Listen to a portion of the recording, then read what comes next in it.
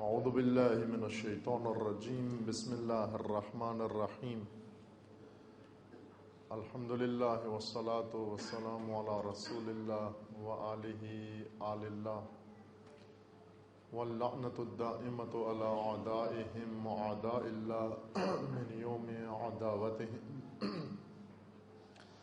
الی یوم لقاء اللہ اما بعد فقال امیر المومنین علیہ الصلاۃ والسلام فتن كقطع اللیل المظلم لا تقوم لها قائمة ولا ترد لها راعیۃ تأتیکم مذمومۃ مرحولہ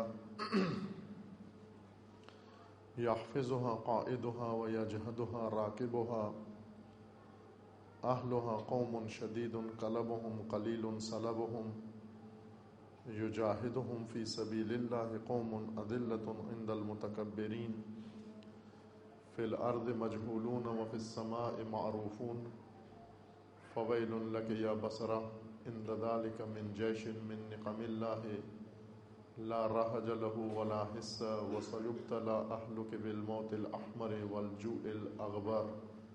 درود پڑھیے محمد وآل محمد۔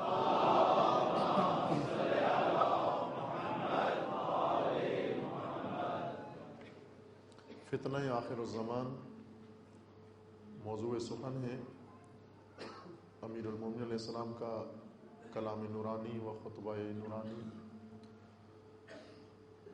نہج البلاغہ سے سرنامہ سخن قرار دیا ہے، جس میں امیر المومنین علیہ السلام نے آنے والی نسلوں کو اور انسانیت کو فتنوں کے خطرات سے آگاہ کیا ہے، فتنوں کی تباہیوں اور ویرانیوں کی طرف متوجہ کیا ہے، فتنوں کے اسباب اور عوامل جن کے بطن سے شکم سے فتنے پھوٹتے ہیں، جنم لیتے ہیں، ان کی طرف توجہ دلائی ہے، اور یہ بتایا ہے کہ فتنے ہر چیز کو ملیا میٹ کر دیتے ہیں۔ فتنوں کے اندر تباہی کی بے پناہ قوت موجود ہوتی ہے، ایک آتش فشان کی مانند ہوتے ہیں فتنے، جو اپنے راستے میں آئی ہوئی ہر چیز کو تہ و بالا کر دیتے ہیں، تہس نہس کر دیتے ہیں۔ جس طرح آتش فشان ایک ابلتا ہوا لاوا زمین سے نکلتا ہے اور اپنے راستے میں ہر چیز کو تہ و بالا کر دیتا ہے، تہس نہس کر دیتا ہے، ویران کر دیتا ہے، کھیتوں کو، آبادیوں کو، انسانوں کو، باغات کو اور مصنوعات کو، اسی طرح فتنہ بھی جو انسانی معاشرے کے اندر جنم لیتا ہے، اس کی تباہی بے حد و اندازہ ہوتی ہے۔ اور فتنے بعض اوقات اس قدر مسلط ہو جاتے ہیں اور قوی کہ امیر المومنین علیہ السلام جیسی شخصیت، مضبوط شخصیت و استوار شخصیت و قرار شخصیت فتنوں کے ہاتھوں آہ و فریاد کرتے ہیں بارگاہ خدا میں، اور مفتون قوم کو بیدار کرتے ہوئے شکوہ کرتے ہیں پروردگار کی بارگاہ میں کہ پروردگارہ انہیں مجھ سے لے لے اور مجھے ان سے لے لے۔ یہ زمانہ عصر فتن ہے، زمانہ فتن ہے۔ ایسے ہی جیسے امیر المومنین علیہ السلام کا زمانہ فتنوں سے بھرا ہوا زمانہ تھا، ہر طرف سے فتنے پھوٹ رہے تھے اور تہ و بالا کر رہے تھے، ہر چیز کو تہس نہس کر رہے تھے۔ آج کے فتنے اس زمانے کے فتنوں سے زیادہ شدید تر ہیں، وہ پیچیدہ تر ہیں، اور ان کے اندر قوت تباہی اور ویرانی کی طاقت کہیں زیادہ ہے۔ بہت وسیع سطح پر یہ فتنے تباہی پھیلا رہے ہیں اور پھیلاتے جا رہے ہیں۔ ہر فتنے سے بڑا فتنہ اس کے پیٹ سے جنم لے رہا ہے۔ جب بھی کوئی بڑا فتنہ ظاہر ہوتا ہے، احساس یہ ہوتا ہے کہ شاید یہ اس عالم کا سب سے بڑا فتنہ ہے، لیکن کچھ عرصے کے بعد اس سے بھی بڑا فتنہ ظہور کرتا ہے اور فتنہ زدہ قوموں کو اپنی تباہی کا اور ویرانی کا ہدف قرار دیتا ہے۔ اگر قومیں آشنا نہ ہوں فتنوں کے اندر اور فتنوں کے مقابلے میں زندگی بسر کرنے کا ڈھنگ و انداز، پس جاتی ہیں، ختم ہو جاتی ہیں۔ یہ بات آغاز سخن میں ہی میں آپ کی خدمت میں عرض کرتا چلوں کہ سب لوگ آگاہ ہونا اور بیدار ہونا ممکن نہیں ہے۔ سب کا، پوری امت کا بیدار ہونا یہ عملاً ناممکن بات ہے کہ فرد فرد آگاہ ہو جائے۔ نہ سابقہ ماضی میں کوئی ایسا زمانہ گزرا ہے اور نہ آئندہ کوئی ایسا زمانہ آئے گا۔ ماضی میں ہمارے پاس جو عصر قرآن نے ذکر کیے ہیں، جہاں پر حق کا تسلط رہا ہے اور حق کا غلبہ رہا ہے، اس زمانے میں بھی ایسے نمونے موجود رہے ہیں جہاں غافل لوگ، ناآگاہ لوگ اور لاپرواہ لوگ موجود رہے ہیں۔ اسلام کا درخشان ترین دور زمانہ حکومت پیغمبر اکرم صلی اللہ علیہ وآلہ وسلم،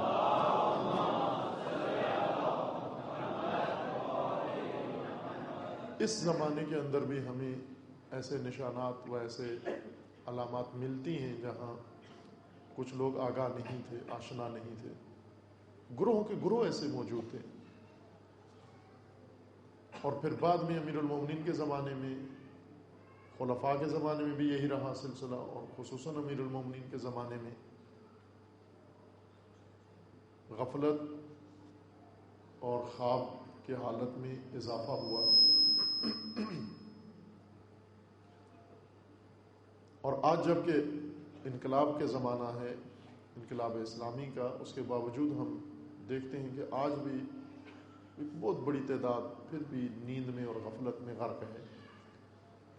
وہ حتیٰ وہ آئیڈیل زمانہ جو ہماری تعلیمات کے اندر شامل ہے کہ وہ آئے گا، عصر ظہور، حضرت حجت اجل اللہ تعالی فرج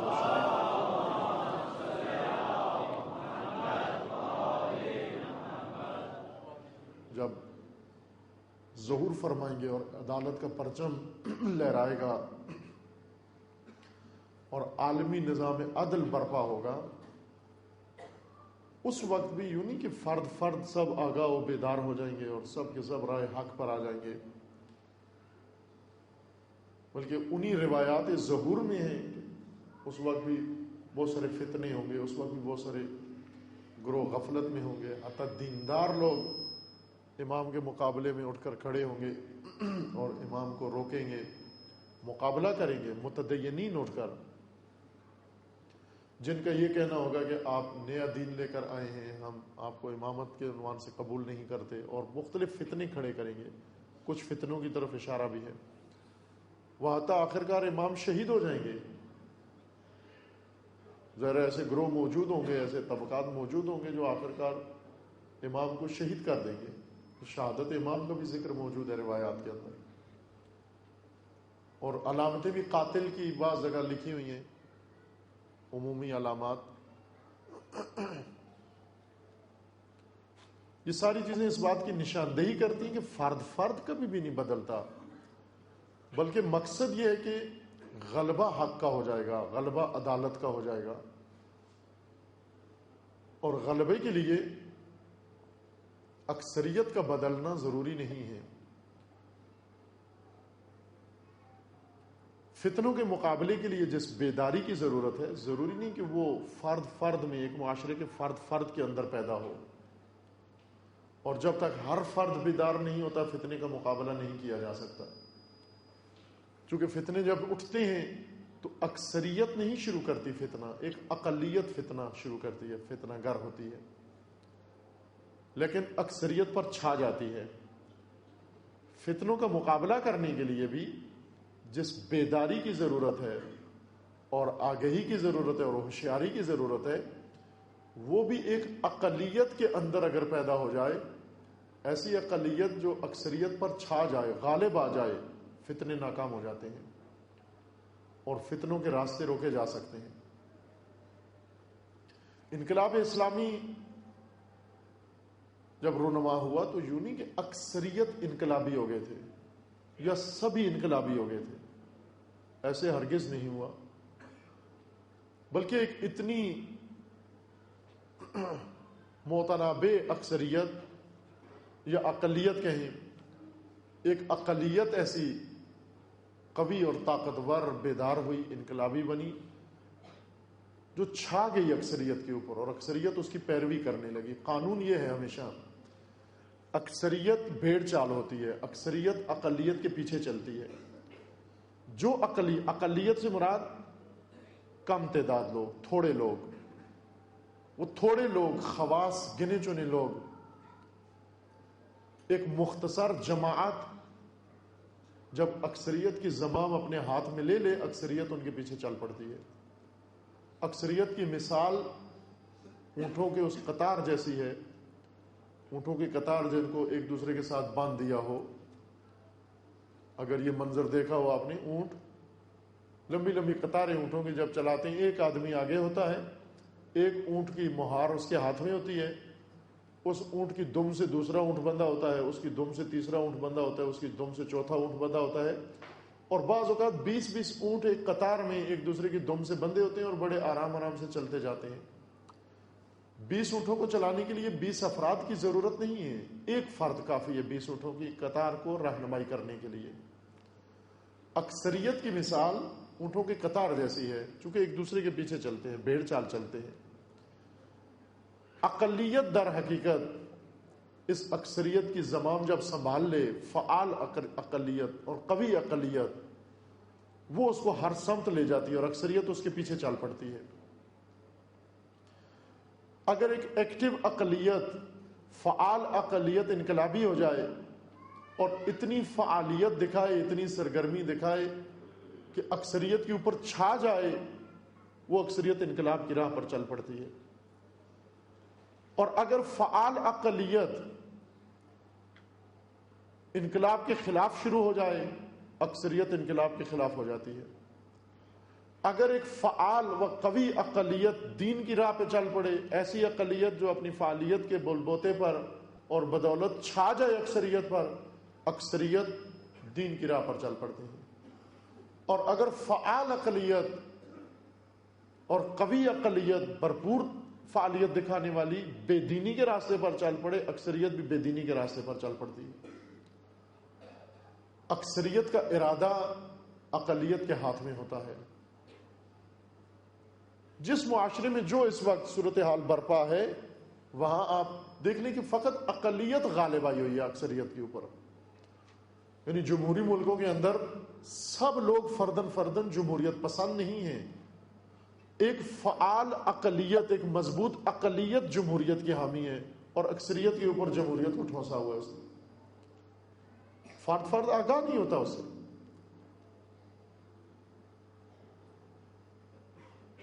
فتنے بھی ایک اقلیت شروع کرتی ہے، ایک قوی اقلیت، فعال اقلیت، وہ فتنہ برپا کر دیتی ہے۔ پاکستان کے اندر جتنے فتنے کھڑے ہوئے ہیں، اور یہ فتنہ آج کل فرقہ واریت کا اور دہشت گردی کا فتنہ ایک اقلیت کا پیدا کردہ فتنہ ہے، لیکن ایسی اقلیت جو فعال ہے، جو قوی ہے، جو مضبوط ہے، ایکٹیو ہے۔ فتنوں کو روکنے کے لیے بھی ایک بہت بڑے لشکر کی ضرورت نہیں ہے، فتنوں کو روکنے کے لیے ایک آگاہ اور بیدار اقلیت کی ضرورت ہے، جو مضبوط ہو، فعال ہو، سرگرم ہو، اور اتنی فعال ہو کہ اپنے زور عمل سے چھا جائے اکثریت کے اوپر، اور اکثریت کی زمام اپنے ہاتھ میں لے لے۔ فتنہ رک سکتا ہے، فتنہ دب سکتا ہے۔ بس امیر المومنین علیہ السلام کا جو پیغام ہے، وہ در حقیقت ایک اقلیت کی جستجو میں ہے، ایک ایسے جماعت کی جستجو میں ہے جو آگاہ ہو، بیدار ہو، میدان میں اترے اور اکثریت اس کے پیچھے چلنا شروع ہو جائے۔ ناکامی یا مایوسی اس وقت ہوتی ہے کہ جب اس پیغام کو وہ اقلیت بھی نہ ملے، فعال اقلیت نہ ملے۔ فتنوں سے آگہی اور فتنوں سے مقابلے کی حکمت امیر المومنین کے خطبات کا اصلی محور ہے، جو آپ کی خدمت میں عرض ہو رہے ہیں۔ خطبہ نمبر 149 آپ کی خدمت میں پیش ہو رہا تھا، اور اس کے کچھ حصے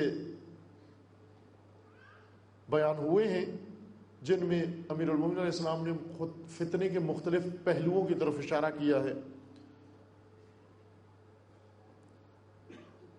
ان میں یہاں پہنچا مطلب ہمارا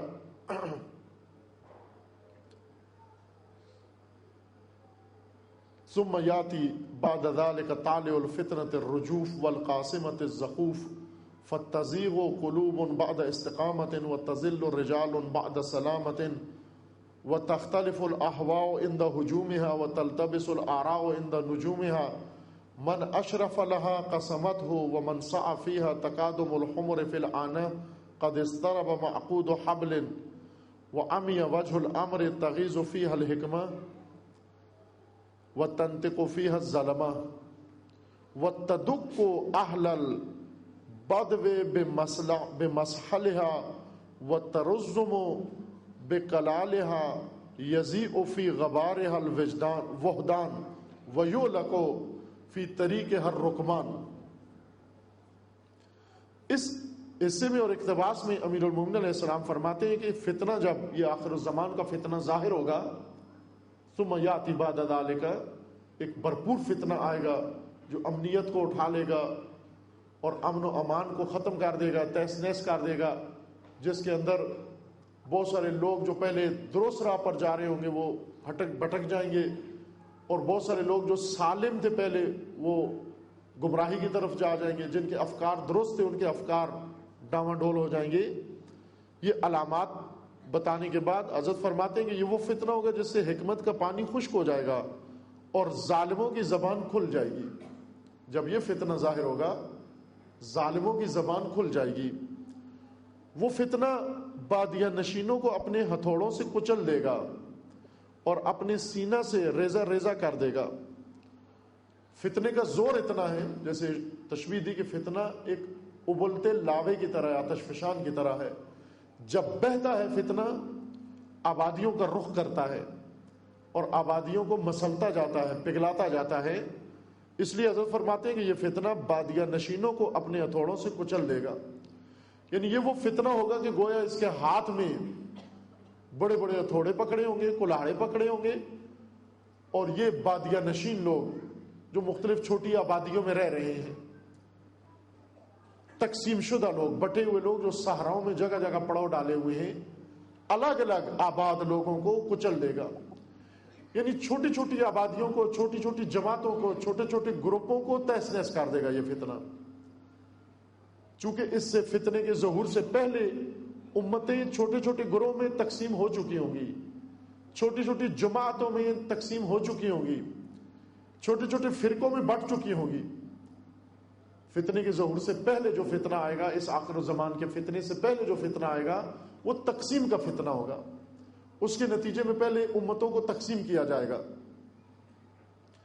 جب چھوٹی چھوٹی آبادیوں میں منقسم ہو جائیں گے پھر یہ فتنہ ظہور کرے گا جو چھوٹی آبادیوں کو مسلتا چلا جائے گا۔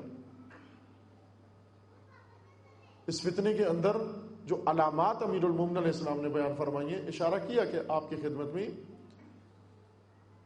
کہ اس فتنے کے اندر جو خصوصیات ہیں وہ آج کے زمانے میں بالکل بالعیاں نظر آ رہی ہیں۔ کہ آج اگر ہم امت مسلمہ کو دیکھیں، اس سے پہلے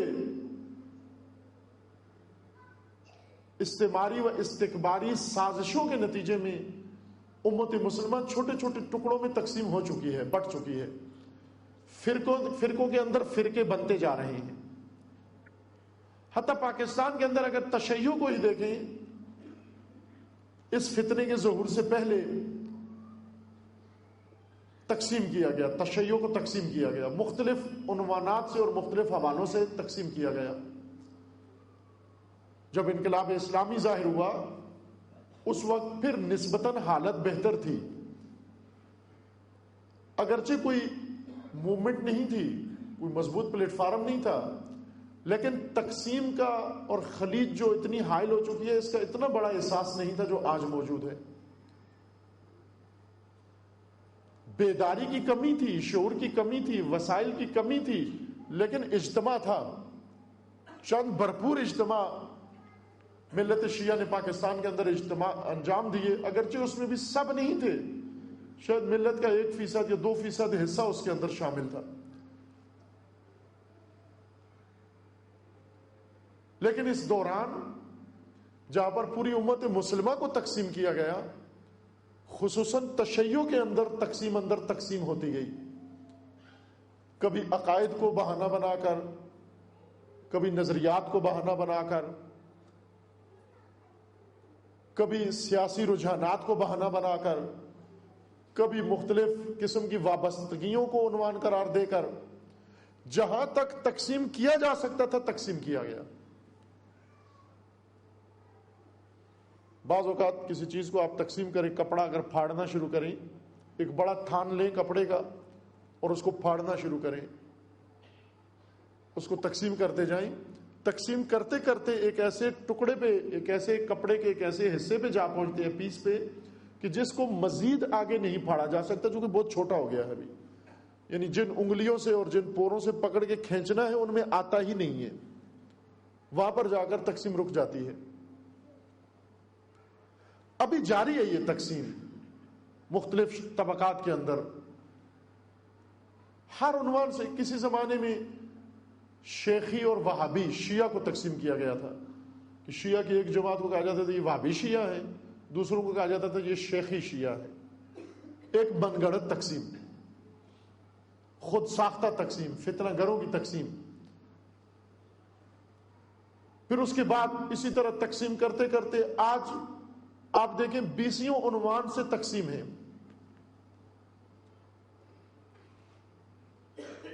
تقسیم کر کے اب اپنے حال پہ نہیں چھوڑ دیا گیا کہ یہ چھوٹے چھوٹے گروہ میں جاری رہے، صرف جمع نہ ہو آپس میں، یعنی کوئی بڑا مظاہرہ نہ کریں، بڑا کنونشن نہ کریں، لیکن چھوٹے چھوٹے طبقات میں چھوٹے چھوٹے اجتماعات بے شک کریں نا. تقسیم اس لیے کیا گیا ہے تاکہ یہ بٹ جائیں، الگ ہو جائیں، اور جب فتنہ آخر الزمان بڑا فتنہ آئے، وہ فتنہ ان کو آسانی سے بہا کے لے جائے. وہ فتنہ جس کا ابھی آغاز ہوا ہے اور جس کی طرف حضرت فرما رہے ہیں کہ یہ فتنہ جب حکمت کا پانی خشک ہو جائے گا، یعنی حکمت، دانش، درایت، عقل مندی ختم ہو چکی ہوگی، عقل مندی سے کام لینے والے ختم ہو چکے ہوں گے، معیارات بدل چکے ہوں گے، بغیر عقل مندی کے اقدامات کیے جا رہے ہوں گے. اس وقت بادیہ نشین یعنی آبادیاں یا امتیں بادیہ نشینوں کی طرح چھوٹے چھوٹے ٹکڑوں میں بٹ چکی ہوں گی. اگر شہروں میں بھی رہتے ہیں تو بھی بادیہ نشینوں کی طرح ہوں گے. بادیہ نشین صحراؤں کے اندر جو کوچ نشین یا خانہ بدوش ہوتے ہیں ان کو بادیہ نشین کہا جاتا ہے. خانہ بدوشوں کی طرح ہوں گے لوگ. خانہ بدوش یعنی جن کا خانہ اپنے دوش پہ رکھا ہوتا ہے، خیمے میں زندگی بسر کرتے ہیں، رات یہاں گزاری، دن کہیں اور گزارا، اگلا دن کہیں اور گزارا، گھومتے رہتے ہیں. تمام امت خانہ بدوشوں کی طرح تقسیم ہو چکی ہوگی، خانہ بدوشی ہوگی، یعنی کسی ایک موقف پہ قائم نہیں ہوں گے. آج یہاں ہیں، کل یہی گروہ کسی اور جگہ کھڑا ہوگا. ایک تو تقسیم ہو کے چھوٹے ہو جائیں گے، سائز ان کا چھوٹا ہو جائے گا، اور دوسرا یہ کہ خانہ بدوشی کی طرح ہو جائیں گے. آج ایک جگہ وابستہ ہیں، کل جائیں گے نہیں، آج ان کے ساتھ ہمارے اختلافات ہو گئے، آج ہم دوسری جگہ ہیں، کسی دوسری جگہ پہنچ چکے ہوں گے. یہ فتنہ آخر الزمان جب آغاز ہوگا، یہ ان خانہ بدوشوں کو اور بادیہ نشینوں کو بہا کے لے جائے گا. تعبیر بڑی خوبصورت ہے. حضرت فرماتے ہیں کہ ان کو یہ فتنہ تدق اہل البدو بمسحلہا، مسحل ہتھوڑے کو کہتے ہیں، تدق دقہ کوٹنے کو کہتے ہیں. اس فتنے کے ہاتھ میں بڑے بڑے ہیمر اور ہتھوڑے ہوں گے اور یہ کوٹ کوٹ کے ان خانہ بدوشوں کو اور چھوٹی چھوٹی ٹکڑیوں کو تباہ کر دے گا.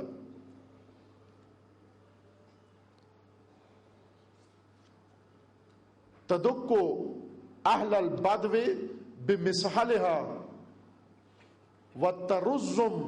وترزهم بکللہا.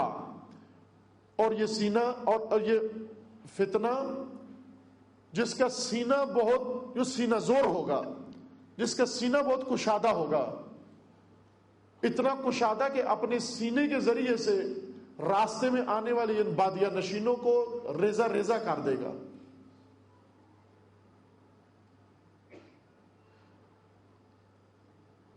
پانچ چیزیں ہوتی ہیں جن کا سینہ بڑا ہوتا ہے اور ان کا زور سارا ان کے سینے میں ہوتا ہے۔ اونٹ بھی اگر کسی کو کچلنا چاہے، اونٹ کا دانت ایسے نہیں ہے کہ کسی کو کاٹ کے کھا سکے، گوشت اس کا جدا کر سکے۔ اور لات بھی اونٹ کی اتنی زیادہ سخت نہیں ہوتی، اگرچہ بڑی ہوتی ہے لیکن گدے کی لات کی طرح نہیں ہے۔ گدھا لات مارے اور اونٹ لات مارے، گدے کی لات زیادہ خطرناک ہے، وہ اس کا اسلحہ ہے۔ اونٹ جب کسی کو لتاڑتا ہے، یہ تشبیہات بھی عربی زبان کی اسی کلچر کے مطابق تشبیہات ہیں۔ اونٹ جب غصے میں آ جائے، بپھر جائے، لتاڑتا ہے جب کسی کو، تو اس کے اوپر سینہ رکھ کے بیٹھ جاتا ہے، چونکہ اونٹ کا سارا زور اس کے سینے میں ہے، خصوصاً سینے کا وہ ایسا جو نیچے ٹیکتا ہے، بیٹھتا ہے جب تو نیچے گدی سی بنی ہوتی ہے اونٹ کے شکم کے نیچے، سینے کے نیچے، اس کی مدد سے اپنے شکار کو تہس نہس کر دیتا ہے۔ سینہ زور ہوتا ہے اونٹ، یہ محاورہ بھی ہے، سینہ زوری، چوری اور سینہ زوری، چوری بھی کرے آدمی اور سینہ زوری بھی دکھائے۔ جب چور غصے میں آتا ہے یا جب مجرم غصے میں آتا ہے تو سینہ تان کے آگے آ جاتا ہے، سینہ پھلا کے آگے آ جاتا ہے کہ کیا کہتے ہو تم، سینہ نکال کے آگے آتا ہے، سینے کی مدد سے اپنی طاقت کا مظاہرہ کرتا ہے۔ لیکن جو جانور اپنے سینے کی مدد سے اپنا دفاع کرتا ہے یا اپنے دشمن کو شکست دیتا ہے، وہ اونٹ ہے۔ امیر المومنین اسلام فرماتے ہیں کہ یہ فتنہ ہتھوڑوں سے سرکوب کرے گا ان چھوٹی چھوٹی ٹکڑیوں کو، اور سینہ اپنا رگڑ رگڑ کے ان کو تہس نہس کر دے گا، کچل دے گا ان کو۔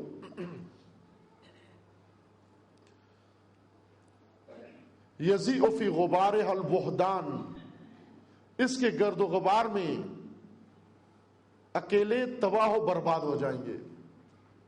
یہ فتنہ جو پہلا مرحلہ گزر چکا ہے، چونکہ فتنے کے فیزز ہوتے ہیں، ایک پہلا مرحلہ اس کا شروع ہوتا ہے جو گراؤنڈ بناتا ہے دوسرے مرحلے کے لیے، دوسرا مرحلہ گراؤنڈ بناتا ہے تیسرے مرحلے کے لیے، تیسرا مرحلہ گراؤنڈ بناتا ہے چوتھے مرحلے کے لیے۔ اور ہم یہ سمجھتے ہیں کہ پہلا مرحلہ جب تکمیل کو ہوتا ہے، اب فتنہ ختم ہو گیا ہے، آسودہ ہو کے سو جاتے ہیں۔ یہ فتنہ جو ایران میں شروع ہوا انقلاب کے بعد، جس کو فتنہ سبز کا نام دیا گیا ہے، چونکہ فتنہ گروں نے سبز رنگ کو علامت کے طور پر پرچم بنایا، اس کا لوگو بنایا، اپنا سلوگن، اس لیے اس فتنے کا نام فتنہ سبز پڑا ہے۔ رہبر معظم فرماتے ہیں کہ ان لوگوں کو، بسیجیوں کو جو تھوڑا سا آسودہ ہو گئے ہیں، بار بار تذکر دیتے ہیں کہ ابھی سونے کا وقت نہیں آیا، ابھی لیٹنے کا وقت نہیں آیا، فتنے نے پینترا بدلنا ہے، ایک مرحلہ اس کا عملی ہوا ہے، اب اس کے بعد اگلا مرحلہ آنا ہے، اس کے لیے تیاری کرو۔ رہبر کا کام صرف یہ نہیں ہوتا کہ قوم سے استقبال کروائے، قوم سے اپنے ہاتھ میں بوسے دلوائے اور خمس و زکوٰۃ اکٹھا کرتا رہے۔ خمس و زکوٰۃ اکٹھا کرنا اگر رہبری ہو تو ہر مولوی رہبری کرتا ہے، چونکہ یہ طریقہ سب کو آتا ہے، خمس جمع کرنا، یہ فن سب کو آتا ہے، یہ ڈھنگ سب کو آتا ہے۔ رہبر کا کام قوم کو آگاہ کرنا ہوتا ہے وقت سے پہلے، اور وہ مرحلہ فتنے کا جو ابھی نہیں آیا اس کے لیے تیار کرنا ہوتا ہے۔ یہ بات آج سب نے اقرار کیا ہے، دشمن نے و دوست نے اقرار کیا ہے کہ فتنہ سبز جو ایران کے اندر اٹھا، اس فتنے کو یکا و تنہا فقط رہبر معظم نے روکا ہے، ٹالا ہے اپنی بصیرت سے، البتہ اپنی بسیجیوں کی مدد سے۔ باقی سب اس فتنے میں مات کھا گئے تھے، مبہوت ہو گئے تھے اس فتنے میں، اور ابھی بار بار رہبر معظم انہی بسیجیوں کو فرماتے ہیں کہ ابھی سستانے کا وقت نہیں آیا، ابھی آرام کا وقت نہیں آیا، چونکہ ایک مرحلہ فتنے کا طے ہوا ہے، باقی مراحل اس کے آنے ہیں، ابھی تکرار ہوں گے۔ دشمن تیاری میں ہے. یہ عالمی فتنہ جو اس وقت اٹھا ہے، جس کے ابھی آغاز ہے، یہ ایک نیا مرحلہ ہے اسی فتنے کا جو پہلے سے جاری ہے. کلیش آف سیویلائزیشن کے نام سے جو فتنہ شروع ہوا، مرحلہ بے مرحلہ شروع ہوا ہے. ہر سرزمین کے لیے اس کے مختلف مراحل ہیں، پاکستان کے لیے بھی اس کے مراحل ہیں.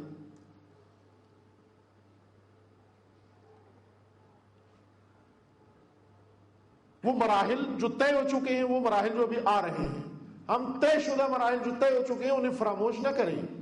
وہ نظر میں رہے کہ یہ مراحل طے ہو چکے ہیں. طے شدہ مراحل میں سے ایک تقسیم ہے، تفرقہ ہے، دڑا بندی ہے، گروہ بندی ہے، چھوٹے چھوٹے گروہ اور ٹولیاں بنانا ہے جو بن چکی ہیں. یہ طے شدہ مرحلہ ہے. جس طرح اگر کوئی چیز پکائی جائے،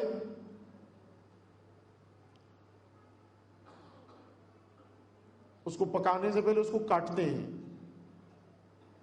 کاٹ کے پھر اس کو دیگ میں ڈالتے ہیں ابالنے کے لیے، پکانے کے لیے. اس کو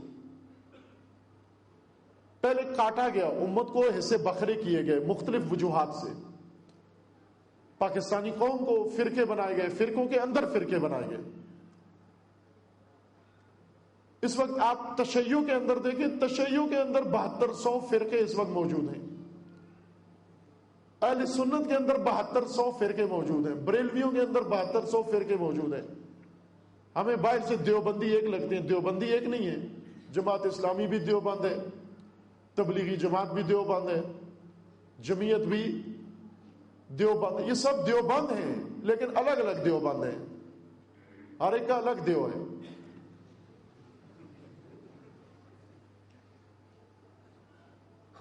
بریلویوں کے اندر آپ دیکھیں جو نام سنتے رہتے ہیں آج دن، ہمیں سب ایک نظر آتے ہیں، ایک نہیں ہے، چھوٹے چھوٹے گروہ میں بٹ گئے ہیں. اسی لیے آسانی سے اب ان کے مقدسات کی توہین ہو رہی ہے.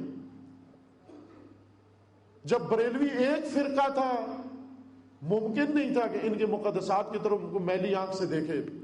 لیکن آج ان کی مسجدیں چھین لی گئی ہیں، ان کے مزار ویران ہو رہے ہیں، ان کے مقدسات کی توہین ہو رہی ہے. چونکہ اس سے پہلے یہ عمل ہو چکا ہے، چھوٹے چھوٹے گروہ میں تقسیم ہو چکے ہیں مختلف بہانوں سے. حتیٰ یہ نعت خوان، بریلوی مسلک اہل سنت کے اندر ایک طبقہ نعت پڑھنے والا طبقہ ہے. ان نعت خوانوں کے 1000 فرقے ہیں جو ایک دوسرے کو قبول نہیں کرتے، ایک دوسرے کے خلاف نعت پڑھتے ہیں.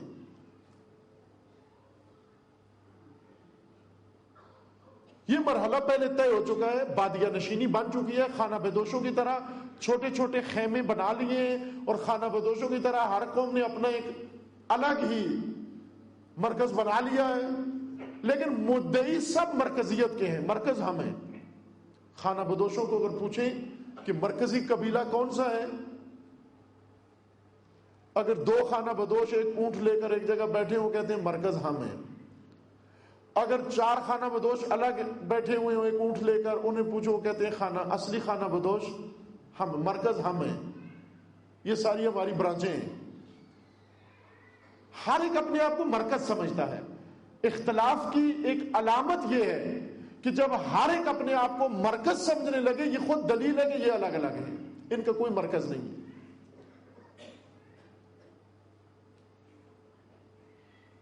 جب احساس مرکزیت بہت پیدا ہو جائے، یعنی ان کا کوئی مرکز نہیں ہے.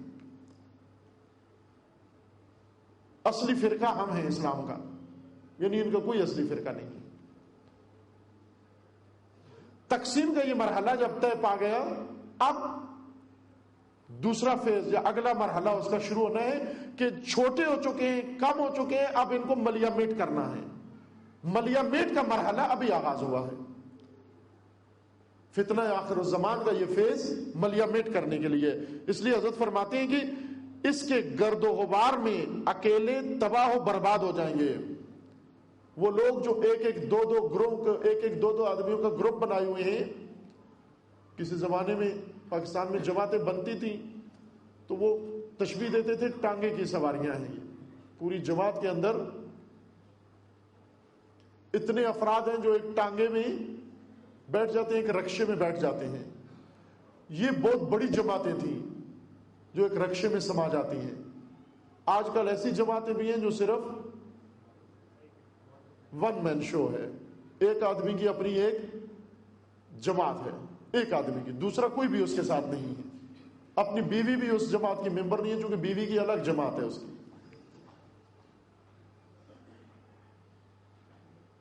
جب بالکل اکیلے رہ جائیں گے، تھوڑے ہو جائیں گے، اس وقت یہ فتنہ اپنے غبار کے ذریعے سے ان کو دبا دے گا. غبار کے ذریعے سے فتنے کی دھول اڑتی ہے، غبار اڑتا ہے، کچھ چیزیں غبار میں ہی دب جاتی ہیں، ان کے لیے مٹی ڈالنے کی ضرورت نہیں ہوتی. غبار سے ہی ان کو دبا دیا جاتا ہے. یعنی امت تقسیم ہو کر اتنی کمزور حد تک جا پہنچی ہوگی کہ فتنہ گروں کو ضرورت نہیں ہے بڑی زحمت کریں، افواہیں، میڈیا کے بیانات ہی ان کو متزلزل کر دیں گے. غبار یعنی میڈیا کی افواہیں، اخباری افواہیں. اخباروں میں بیان آتا ہے، حکومت لرزنے لگتی ہے. اخباروں میں بیان آتا ہے، بعض گروپ لرزنے لگتے ہیں افواہوں کے ذریعے سے. فتنے کا غبار اکیلے لوگوں کو تباہ و برباد کر دے گا. غبار ہے فتنہ. فتنے کا اصلی مواد اور مادہ، آتش فشاں کا اصلی مادہ الگ ہے، وہ ابھی آ رہا ہے. آتش فشان جب نکلتا ہے، وہ ابلا ہوا لاوا جب زمین سے پھوٹتا ہے تو اس سے پہلے گرد و غبار اور دھواں اڑتا ہے. یہ دھواں ارد گرد بیٹھ جاتا ہے اور بہت ساری چیزوں کو چھپا دیتا ہے. یہ دھواں جو بڑی بڑی چیزیں ہیں ان کو ویران کرنے کے لیے لاوا چاہیے، لیکن کچھ ایسی چیزیں ہیں جن کو تباہ کرنے کے لیے غبار کافی ہے اس آتش فشان کا. اس کے گرد و غبار میں اکیلے تباہ و برباد ہو جائیں گے. اور سوار وَيَهْلِكُ فی طریق ہر رکبان. اور یہ فتنہ جب یہ مرحلہ شروع ہوگا تو اس کے سوار اس کی راہوں میں ہلاک ہو جائیں گے. جو سوار ہو کر نکلیں گے اپنی نجات کے لیے، وہ سوار راستے میں ہی ہلاک ہو جائیں گے. بعض ہے نا کہ دیکھتے ہیں جب بحران شروع ہوا ہے تو گاڑی ہے ان کے پاس، مطمئن بیٹھے رہتے ہیں کہ ہم تو گاڑی میں بیٹھیں گے اور شہر سے باہر نجات پا جائیں گے. وہ لوگ جن کے پاس گاڑیاں نہیں ہیں وہ پھنس جائیں گے. جیسے ابھی عید فطر کے موقع پر درود پڑھیے محمد وعلی محمد.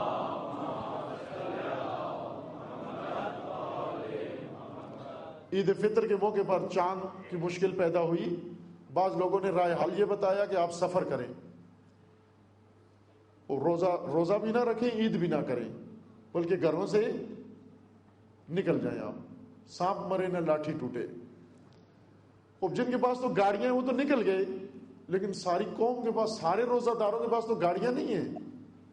رائے حل وہ ہونا چاہیے جو سب کو میسر ہو.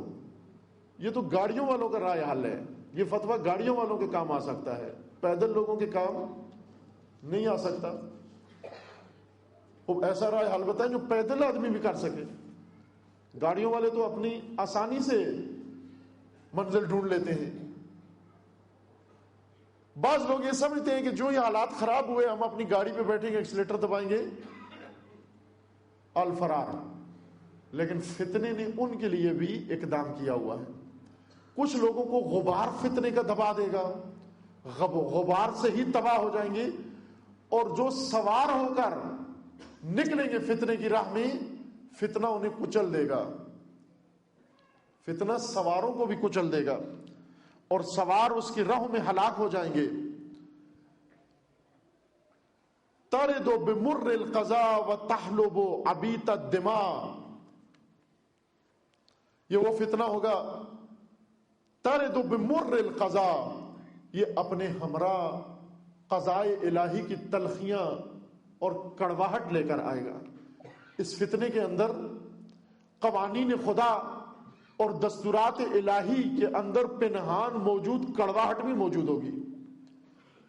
خداوند تبارک و تعالیٰ نے جو نظام قضاء مقرر کیا ہے، تقدیر کا نظام، جسے ہم نے الٹا سمجھا ہے، قضاء و قدر یا قسمت کا نظام، ہمارے ذہنوں میں یہ بیٹھا ہوا ہے کہ تقدیر و قضاء و قدر، اب معلوم نہیں ہے اسپیکر جیسے مجھے اذیت کر رہے ہیں، آپ کو بھی ایسے ہی کر رہے ہیں یا نہیں کر رہا؟ صحیح آواز آ رہی ہے آپ تک یا نہیں آ رہی؟ جی آ رہی ہے۔ تقدیر کا جو مفہوم ہم نے بنایا ہوا اپنے ذہنوں میں وہ یہ ہے کہ پیدائش سے پہلے خداوند تبارک و تعالیٰ نے انسان کی پیشانی میں سب فیصلے کر کے رکھ دیے اور انسان کو پیدا کر کے ڈال دیا کہ تجھے وہی کرنا ہے جو تیری پیشانی میں لکھ دیا گیا ہے۔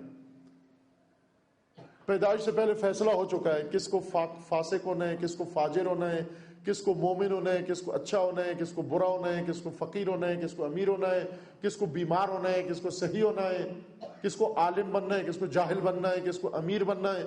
یہ سب پیدائش سے پہلے کے فیصلہ شدہ چیزیں ہیں اور ہمیں صرف اس پر راضی رہنا ہے۔ جس حالت میں بھی ہو کہو کہ خدا کی تقدیر پر راضی ہوں میں۔ اور عموماً آئے دن کوئی نہ کوئی حادثہ ہوتا ہے، ان حادثوں کے اندر جواب بھی یہی دیتے۔ ایکسیڈنٹ ہو جاتا ہے، کہتے ہیں تقدیر ہی یہی تھی۔ کوئی غلطی اپنی ہو جاتی ہے، کہتے ہیں تقدیر ہی ایسی تھی۔ شادی غلط جگہ کر لیتے ہیں، بعد میں اختلافات شروع ہو جاتے ہیں، طلاق ہو جاتی ہے، کہتے ہیں تقدیر میں ہی ایسے تھا۔ تقدیر کا یہ معنی نہیں ہے، قضاء الہی کا یہ معنی نہیں ہے۔ قضاء کا معنی یہ ہے کہ خداوند تبارک و تعالیٰ نے قانون بنایا ہے، نظام بنایا ہے، ہر سبب کا ایک نتیجہ اور ہر نتیجے کا ایک سبب خدا نے لکھ دیا ہے، ان کا آپس میں رابطہ جوڑ دیا ہے۔ آگ بنائی ہے خدا نے، ساتھ اس کے جلن بھی بنا دی ہے، پانی بنایا ساتھ ٹھنڈک بھی بنا دی ہے، اور انسان کو ان اسباب کے اندر لا کے کھڑا کر دیا ہے۔ کچھ اسباب ایسے ہیں جن کے نتائج بہت تلخ ہیں، کچھ اسباب ایسے ہیں کچھ راہیں ایسی ہیں جن کے نتیجے بہت شیرین میٹھے ہیں۔ انسان کو تلخ و شیرین، کڑوے اور میٹھے اسباب اور نتائج کے درمیان لا کے کھڑا کر دیا ہے۔ اسے آگاہی بھی دے دی، اختیار بھی دے دیا، اور اس کے ارد گرد یہ سب کچھ پھیلا دیا، اور انسان کو یہ حکم دیا کہ جو آگاہی ہم نے دی ہے، جو اختیار ہم نے دیا ہے، جو بصیرت ہم نے تیرے اندر رکھی ہے، تو خود اپنی مرضی سے، اپنے انتخاب سے چن لے اپنے لیے ایک راستہ۔ جو راستہ چنے گا وہی تیرا انجام ہوگا۔ قضاء، خدا نے جو سبب بنایا ہے اس سبب کا جو نتیجہ رکھا ہے یہ قضاء خدا ہے، اور تقدیر انسان نے جو ان میں سے جو چن لیا، جس راستے پہ نکلا وہی انسان کا انجام ہوگا، یہ تقدیر ہے۔ قضاء خدا میں دو چیزیں ہیں، قضاء خدا میں مٹھاس بھی ہے اور قضاء الہی میں تلخی بھی ہے۔ چونکہ بعض راستے اللہ نے رکھے ہیں دشوار اور ان کا انجام ہے شیرین، بعض راستے ایسے ہیں جو ہموار لیکن ان کا انجام تلخ ہے، ان کا انجام تلخ ہے۔ چونکہ یہاں موجود اکثریت طلبہ ہیں، اسٹوڈنٹس ہیں، انہی کی مثال دوں۔ پڑھنا، محنت کرنا یہ دشوار کام ہے، راتوں کو جاگنا، کلاسوں میں جانا، کتابیں خریدنا، مطالعہ کرنا، نوٹس تیار کرنا، ریسرچ کرنا، یہ دشوار کام ہے، لیکن اس کا نتیجہ بہت شیرین ہے۔ سوئے رہنا، گپ شپ لگانا، ادھر ادھر جانا، تفریح کرنا، چائے پینا، رسگلے کھانا، یہ بہت لذت بخش ہے، لیکن اس کا انجام بڑا تلخ ہے، اس کا انجام تلخ ہے۔ قضاء الہی میں یہ شامل ہے کہ یہ راستہ اگر چلو گے تلخ انجام پہ جا کر ختم ہوگا، کڑوا انجام ہوگا، ناگوار، اور یہ راستہ اگر چلے، اس کا اگرچہ راستہ دشوار ہے ظاہراً لیکن انجام بہت اچھا ہے۔ ایک پھل نما چیز ہوتی ہے، پھل تو نہیں کہہ سکتے، اس کا نام اکثر میرے ذہن سے اردو نام نکل جاتا ہے، عموماً صحراؤں میں کھیتوں میں لگا ہوتا ہے بیل کے ساتھ، چھوٹا سا اندوانہ سمجھ لیں، چھوٹا سا، کیا کہتے ہیں اس کو؟ کڑتما، اردو میں کیا کہتے ہیں اس کو؟ اردو نام میرے ذہن سے ہمیشہ اس کا نکل جاتا ہے جی، وہ پنجابی میں کہتے ہیں، کڑتما بھی پنجابی میں کہتے ہیں اس کو، بار کیف سمجھ گئے آپ؟ ٹیٹر کس زبان میں؟ اردو میں ٹیٹک کہتے ہیں۔ اب یہ اردو پتہ نہیں کہاں کی ہے، اردو کی بھی قسمیں ہیں نا۔ کراچی میں ایک محلہ ہے، علاقہ ہے، مارکیٹ ہے، لی مارکیٹ کے نام سے، وہاں پرانے بلوچی آ کے آباد ہیں، وہ کبھی کبھی فارسی بولتے ہیں، لی مارکیٹ کی فارسی مشہور ہے، وہ باقی ساری فارسیوں سے الگ ہے، لی مارکیٹ کی فارسی۔ بار کب سمجھ گئے جس چیز کی طرف اشارہ کر رہا ہوں؟ یہ دیکھنے میں بڑا خوشنما ہوتا ہے، بھوکا آدمی اگر اس کو دیکھے رال ٹپک آتی ہے، لیکن روئے زمین پر اس سے زیادہ کڑوی چیز نہیں، سب سے کڑوا یہ ہے۔ جیسے کئی کڑوی چیزیں کوٹ کوٹ کے اس کے اندر بھر دی گئی ہوں۔ دسترسی میں بہت آسان ہے، چونکہ کسی کھیت پر، کسی کھیت کے بنے پر، کسی جگہ پر اگا ہوتا ہے، آسانی سے توڑا جا سکتا ہے۔ سہولت پسند لوگ جو چونکہ اگتا بھی خود ہے، یہ کاشت نہیں کرنا پڑتا، اس کے لیے محنت نہیں کرنی پڑتی، بیج نہیں بونا پڑتا، ہل نہیں چلانا پڑتا، اور عموماً جس کی زمین میں اگا ہوا ہو وہ بھی حساسیت نہیں رکھتا کہ اس کی زمین سے توڑ لیں، وہ بھی یہ تو ٹھیک ہے، توڑ لیا، کڑتما توڑ لیا، ٹھیک ہے، بہتر ہے۔ سہولت پسند لوگ جو محنت نہیں کرتے، جن کو ناگوار گزرتا ہے زمین تیار کرنا، ہل چلانا، پانی دینا، وہ کہتے ہیں آسان کوئی چیز ملے کھانے کے لیے، آسان اگی ہوئی کڑتما ہے۔ یہ دسترس میں تو آسانی سے آ جاتا ہے، لیکن جب حلق سے نیچے جاتا ہے پھر آگ لگاتا جاتا ہے، اور صرف یوں نہیں کہ جاتے ہوئے آگ لگاتا ہے، بلکہ جا کر بھی آگ لگاتا ہے، جاتے ہوئے بھی آگ لگاتا ہے، نکلتے ہوئے بھی آگ لگاتا ہے۔ تلخی اس کے اندر اتنی زیادہ ہے۔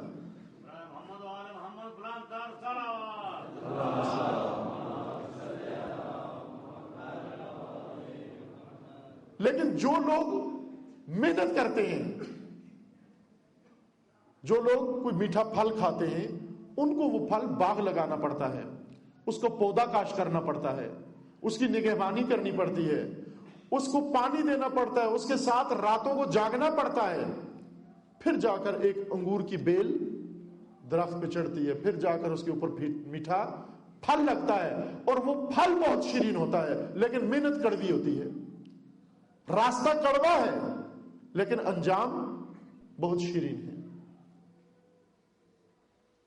امیر المومنین اسلام فرماتے ہیں کہ پوری کائنات کے اندر قانون خدا یہی ہے، خدا کی قضا میں تلخیاں بھی ہیں اور خدا کی قضا میں شیرینیاں بھی ہیں۔ فتنوں کے مقابلے میں قیام کرنا دشوار ہے، فتنوں کے مقابلہ کرنا یہ دشوار ہے، لیکن اس کا انجام بہت شیرین ہے۔ فتنوں کے مقابلے میں چپ سادھ لینا یہ بڑا آسان ہے، لیکن اس کا انجام بڑا تلخ ہے، انجام بہت تلخ ہے۔ لہذا فرماتے ہیں کہ یہ فتنہ آخر الزمان جب ظاہر ہوگا، ترد بمر القضاء، قضاء الہی کی تلخیاں اپنے ہمراہ لے کر آئے گا، یعنی قوانین خدا جو بنے ہوئے ہیں کہ جو قوم بھی ان راستوں پر چلے گی اس کا انجام بڑا تلخ ہوگا، ناگوار، یہ فتنہ اپنے ہمراہ وہ تلخیاں لے کر آئے گا۔ وَتَحْلُبُ عَبِيطَ الدِّمَاء، اور یہ فتنہ، یہ تشبیہ اور ہے، فصاحت امیر المومنین، یہ ایسا فتنہ ہے کہ جو اپنے ہمراہ دودھ نہیں لائے گا، بلکہ اس کے تھنوں سے اور اس کی دودھ دانی سے خون نکلے گا۔ بہت سارے خوش ہوں گے کہ دودھ لے کر آیا ہے. دیکھتے ہیں نا بعض جانور مریض ہوتے ہیں اور اس کی دودھ دانی بھری ہوتی ہے. مریض بیمار ہوتے ہیں جانور. مطلب پاکستان میں بیمار جانور اور صحت مند جانور اس میں کوئی فرق نہیں ہے, اللہ نے بنائے ہیں سب ٹھیک ہے. ایک مرغی مر گئی تھی, مردار ہو گئی تھی. ایک شخص مومن اٹھا کے اس کو گھر لے گیا اور بیوی سے جا کر کہا یہ پکا کے دو مجھے, سوپ بناؤ اس کا, چکن بناؤ, روسٹ کرو اس کو. اس نے کہا بندہ خدا یہ مردار ہے, اس کو کسی نے ذبح نہیں کیا. اس نے کہا یہ کیسے مری ہے؟ کہا وہ ویسے ذبح کیے بغیر مر گئی ہے. کہا اس کو اللہ نے مارا ہے؟ کہا ہاں اللہ نے مارا ہے. کہا وہ جو ذبح ہوتی ہے اس کو کون مارتا ہے؟ کہا اس کو انسان ذبح کرتے ہیں. تو کہنے لگا کہ اگر اللہ مار دے تو حرام ہو جاتی ہے, بندہ مارے تو حلال ہو جاتی ہے. خوب یہ اللہ نے ماری ہے, اس کو کیوں کہتی ہے کہ یہ حرام ہے؟ ہر چیز کھا جاتے ہیں. آج دن کسی کی پلیٹ سے کسی جانور کا کچھ نکل رہا ہوتا ہے حصہ. جو پچھلے دنوں لاہور کی جیل سے کہہ رہے تھے انسان کی انگلی نکلی گوشت میں سے, پلیٹ میں سے. قیدیوں کو گوشت دیا انہوں نے, انسان کا عضو نکلا, انگلی پوری نکل آئی پلیٹ میں سے. اب پتہ نہیں کسی زندے کو ذبح کر کے پکا کے کھا لیا یا کسی قبر کو کھود کے وہ میت نکال کے لیا ان کو پکا کے کھلا دیا. اب یہ تو نکل آئی انگلی, اب جان نہیں نکلتی انگلی جن پلیٹوں سے. یہ برگر جو کھاتے ہیں صبح شام, پتہ نہیں کیا کیا اس کے اندر پڑا ہوتا ہے. وہ پاگل تو نہیں ہے کہ اتنے قیمتی جانور, مہنگے جانور خرید کے برگر بنائیں گے, اور ان کو پیسے کمانے ہیں, پیسے لٹانے نہیں ہیں. جن کو اللہ نے مارا ہے ان کو اٹھا کے لے آتے ہیں, برگر بنا کے بیچ کے کھاتے ہیں. جن جانوروں کو اللہ نے مارا, اب نہ کہیں مردار کے اچھا لفظ نہیں ہے, جن کو اللہ نے مارا ہے. بعض جانور بیمار ہوتے ہیں, انسان دیکھتا ہے یہ بڑے فربا ہیں, ان کو کھا جاتا ہے, بیماری سمیت کھا جاتا ہے. ایک بیماری جانوروں کی یہ ہے کہ اس کو مختلف ہے, جیسے منہ کھر کی بیماری. منہ کھر کی بیماری پاکستان میں لگی تھی. وہ جانور جن کو لگی ان کو دوسری دنیا میں مار دیا گیا. پاکستان میں منہ کھر کی بیماری کو کہتے ہیں الٹا, اور پائی کی لذت زیادہ ہوتی ہے. کھر اگر بیمار ہو جانور کا, سری پائی اور زیادہ لذیذ ہوتی ہے. کھا جاتے ہیں, ہر چیز کھا جاتے ہیں. ایک بیماری جانور کو لگتی ہے جس میں اس کی دودھ دانی میں پیپ آ جاتی ہے, جانور کے تھنوں میں پیپ آ جاتی ہے. بیماری ہے, خاص بیماری. ہر ایسے جانور کے ہر ایسے کو ایک الگ بیماری لگتی ہے. تھنوں میں پیپ آ جاتی ہے اس کے. اب وہ پیپ ہی نکال نکال کے لوگوں کو بیچ رہے ہوتے ہیں. بس وہ بھینس کے تھنوں میں پیپ آ گئی. پیپ یعنی خون اور پیپ اور یہ مواد گندا ملا ہوا پھوڑا, کوئی اندر پھوڑا نکلتا ہے, وہ رس رس کے دودھ کے اندر شامل ہوتا رہتا ہے. یہ بیماریاں موجود ہیں. ظاہر چونکہ پہلے گوالے شہر کے اندر تھے, اب تو بالکل ان کو باہر ہی نکال دیا ہے کہ بھینسیں نظر ہی نہ آئیں کہ بیمار ہے یا صحت مند ہے. پہلے پھر دیکھ لیتے تھے کہ بھینس ادھر پڑوس میں رہتی ہے, اس کو آتے جاتے دیکھ لیا کرتے تھے کہ ہے کیسی ہے. اب نظر بھی نہیں آتی. ایک بیماری حیوانوں کی, بھینسوں گائے کی لگتی ہے, اس کے تھنوں میں پیپ آ جاتی ہے بھیڑ بکریوں کو. اب جو نادان آدمی ہے وہ پیپ ہی دھوتا رہتا ہے, اس کی نکالتا رہتا ہے اور وہی پلاتا رہتا ہے لوگوں کو. امیر المومنین فرماتے ہیں جب یہ فتنہ آئے گا, یہ فتنہ اپنے ہمراہ لوگوں کے لیے دودھ نہیں لائے گا بلکہ پیپ لائے گا. پیپ یعنی جن مراکز سے انسان استفادہ کرنا چاہتا ہے ان کے اندر آلودگی ہوگی, وہاں سے فساد ہی فساد انسان کو نصیب ہوگا. یعنی جہاں سے فکر لے رہا ہے وہاں سے فکر نہیں ملے گی, گمراہی ملے گی اس کو. جہاں سے سمجھتا ہے کہ یہاں سے ہدایت ملے گی, ہدایت کے بجائے ضلالت ملے گی وہاں سے. جہاں توقع لگا کے بیٹھا ہوا ہے کہ یہاں سے عزت ملے گی وہاں سے ذلت نکلے گی اس کے لیے. ہر وہ جگہ جہاں امید لگائے بیٹھا ہے کہ یہاں سے میری بہتری کی کوئی چیز آئے گی, وہیں سے اس کی تباہی کی چیزیں آنا شروع ہو جائیں گی. یعنی ہر وہ دودھ پاک چیز ہے, جانور کے وجود کا پاک ترین حصہ یہ دودھ دانی اور پاک چیز وہاں سے نکلتی ہے، لیکن جب یہ دودھ دانی خراب ہو جائے، جب تھن اس کے خراب ہو جائے، وہاں سے پیپ نکلنا شروع ہو جاتی ہے۔ امیر المومنین فرماتے ہیں جب فتنہ آخر الزمان آئے گا، جہاں جن مراکز سے ہدایت کو نکلنا چاہیے وہاں سے پیپ نکلے گی، مسجدوں سے پیپ نکلے گی، ممبروں سے پیپ نکلے گی، دودھ نہیں آئے گا، مدرسوں سے پیپ نکلے گی، فتنہ و فساد کا درس دیں گے، کتابوں سے پیپ باہر آئے گی، علمی مراکز سے پیپ باہر آئے گی۔ فتنہ آخر الزمان کی علامتیں ہیں یہ۔ آج دیکھ لیں آپ تعلیمی مراکز کے اندر فقط پیپ پلا رہے ہیں، اور یہ فتنہ ابھی بڑھے گا آگے۔ یہ تو فتنے کے سابقہ مراحل تھے، پہلے فیسز تھے جو تقسیم کا عمل تھا، تقسیم کے بعد اب روندنے کا عمل اب شروع ہوا ہے، اور یہ اس مرحلے کی علامتیں ہیں جب روندنے کا عمل شروع ہوگا۔ پیپ پلا رہے ہیں، ان کے ذہنوں کے اندر پیپ ڈال رہے ہیں۔ ترد بمر القضاء وتحلب عبیط الدماء وتسلم منار الدین وتنقص عقد الیقین۔ دین کے میناروں کو ڈھا دیا جائے گا، دین کے میناروں کو گرا دیا جائے گا، ویران کر دیا جائے گا۔ منار، آج منار کا مفہوم بدل گیا ہے ہماری طرز تعمیر میں۔ منار کوے جہاں بیٹھتے ہیں، وہ ایسا عبادت گاہ ہوگا جہاں پر کوے بیٹھتے ہیں، کوے اور کبوتر ایک ہال بناتے ہیں چھوٹا سا جہاں 6 مومن بیٹھتے ہیں، اور اتنا بڑا منار بناتے ہیں جہاں پر 100 کوا بیٹھتا ہے، اور کوے بیٹھنے کے لیے اتنا خرچہ کرتے ہیں۔ ان سے پوچھو کہ مسجد کے ہال پہ کتنا خرچہ کیا اور منار پہ کتنا خرچہ کیا؟ منار پہ 2 مسجدوں کے برابر خرچ ہوا۔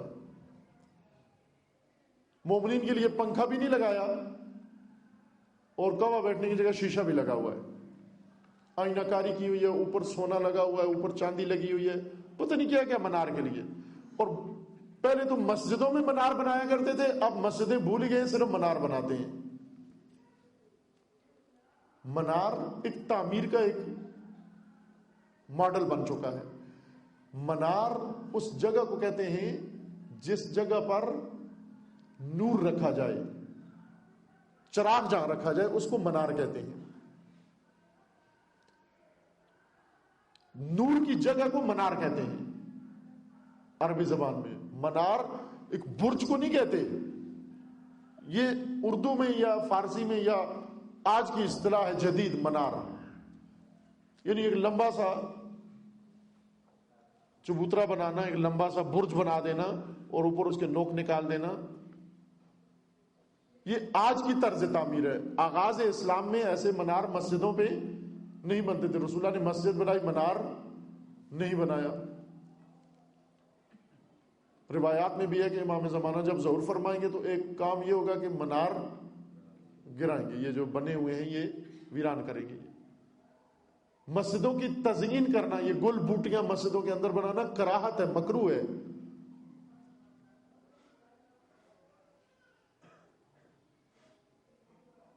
جتنا پیسہ ان کے اوپر لگاتے ہیں یہ کراہت ہے، شدید کراہت ہے عبادت گاہ میں۔ عبادت گاہ کو بالکل سادہ ہونا چاہیے، اور جب مومنین کی اجتماع کی جگہ سارا خرچہ اس پہ ہونا چاہیے، اس میں کولنگ کا انتظام کرو، اس میں ہیٹنگ کا انتظام کرو۔ گرمی میں اندر پک رہے ہوتے ہیں، وہ بالکل اوون بناتے ہیں، مسجد کے بجائے اوون بناتے ہیں، پنکھا نہیں لگاتے لیکن کروڑوں روپے کا منار بنا دیتے۔ پھر توقع بھی ہے کہ خدا اس منار کے بدلے ہماری کتنی نسلوں کو بخشے گا۔ کووں نے دعا کی، چونکہ کبھی بھی دعا کرتے ہوں گے کہ خدا بھلا کرے جس کا اس نے بیٹھنے کی جگہ بنا دی ہماری۔ کبوتر دعا کرتے ہوں گے، جو کہ مومنوں کے تو کسی کام نہیں آ رہا یہ منار۔ وہ کام کرو جو مومنوں کے کام آئے، مومن دعا دے اس کے لیے۔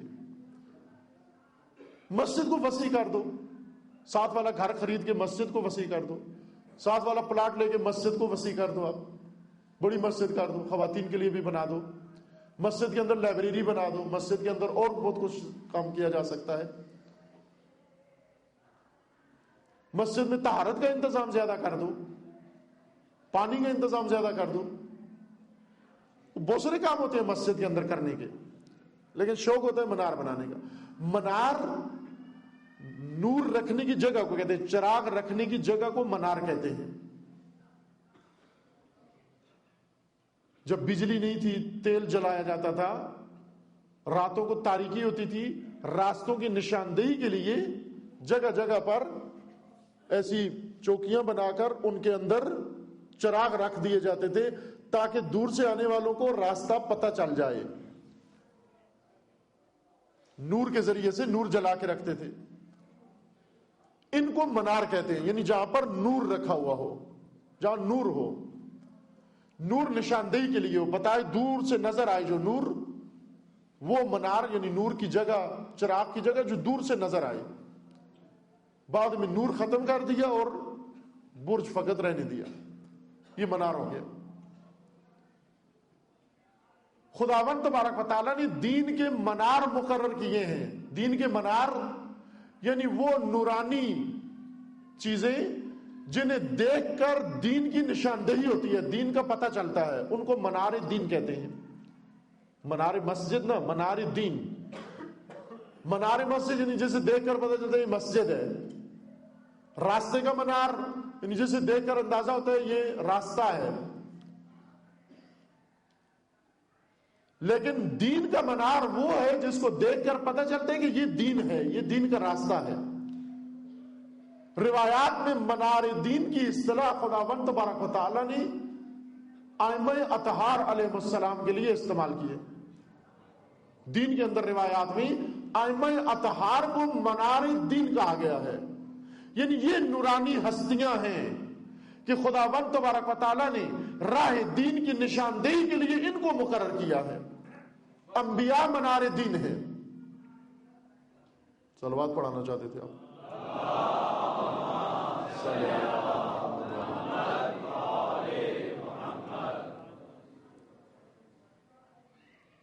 خداوند تعالیٰ نے ان کو منار دین بنایا۔ انبیاء منار دین ہیں، علماء منار دین ہیں، لیکن وہی علماء جن کو دیکھ کر دین کا راستہ پتہ چلتا ہے وہ منار دین ہے، ستون دین ہے۔ کبھی ارکان دین کہا، کبھی منار دین کہا۔ منار نورانیت کی وجہ سے کہا، ارکان یعنی ستون، پلر جن کے اوپر سارا دار و مدار ہوتا ہے۔ جب فتنہ آخر الزمان آئے گا، فتنہ آخر الزمان دین کے ستون گرا دے گا اور دین کے منار ویران کر دے گا، ڈھا دے گا، دین کے منار ڈھا دے گا، سست کر دے گا۔ ترد بمر القضاء وتحلب عبیط الدماء وتسلم منار الدین وتنقض عقد الیقین، دین کے مناروں کو ڈھا دے گا اور یقین کے اصولوں کو توڑ دے گا۔ فتنہ آخر الزمان جب آئے گا، اس فتنہ آخر الزمان کا ایک اثر لوگوں کے یقین کے اندر تزلزل آ جائے گا، شک آ جائے گا، شبہ آ جائے گا، یقین ٹوٹ جائے گا، یقین کے ستون ہل جائیں گے، لوگ شک کرنے لگیں گے ان راہوں پر جن پر چل رہے ہیں، کیا یہ درست راہ بھی ہے یا نہیں ہے، جو ہم کر رہے ہیں یہ درست بھی ہے یا نہیں ہے۔ آج ہم دیکھتے ہیں کہ اس فتنہ آخر الزمان میں ایسے ہی ہوا، یقین کی راہیں، یقین کے اصول و یقین کے ارکان متزلزل ہو گئے، ہر ایک کو شک میں ڈال دیا اس فتنہ نے، ہر ایک کو شبہ میں ڈال دیا اس فتنہ نے۔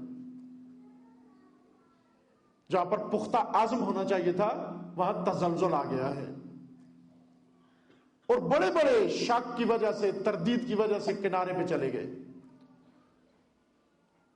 یہ اثر امیر المومنین علیہ السلام کے زمانے میں ایجاد ہوا کہ دین کے منارے ڈھا دیے اس فتنہ نے، جو اس وقت ایجاد ہوا اس نے دین کے منارے ڈھا دیے تھے۔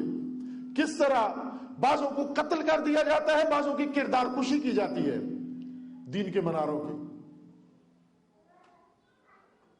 دین کے ستون جن کو لوگوں کو دور کیا جاتا ہے ان سے، عمار کو شہید کر دیا گیا، مالک اشتر کی کردار کشی کی گئی، یعنی ایک کے شخص کو قتل کر دیا، ایک کی شخصیت کو قتل کر دیا۔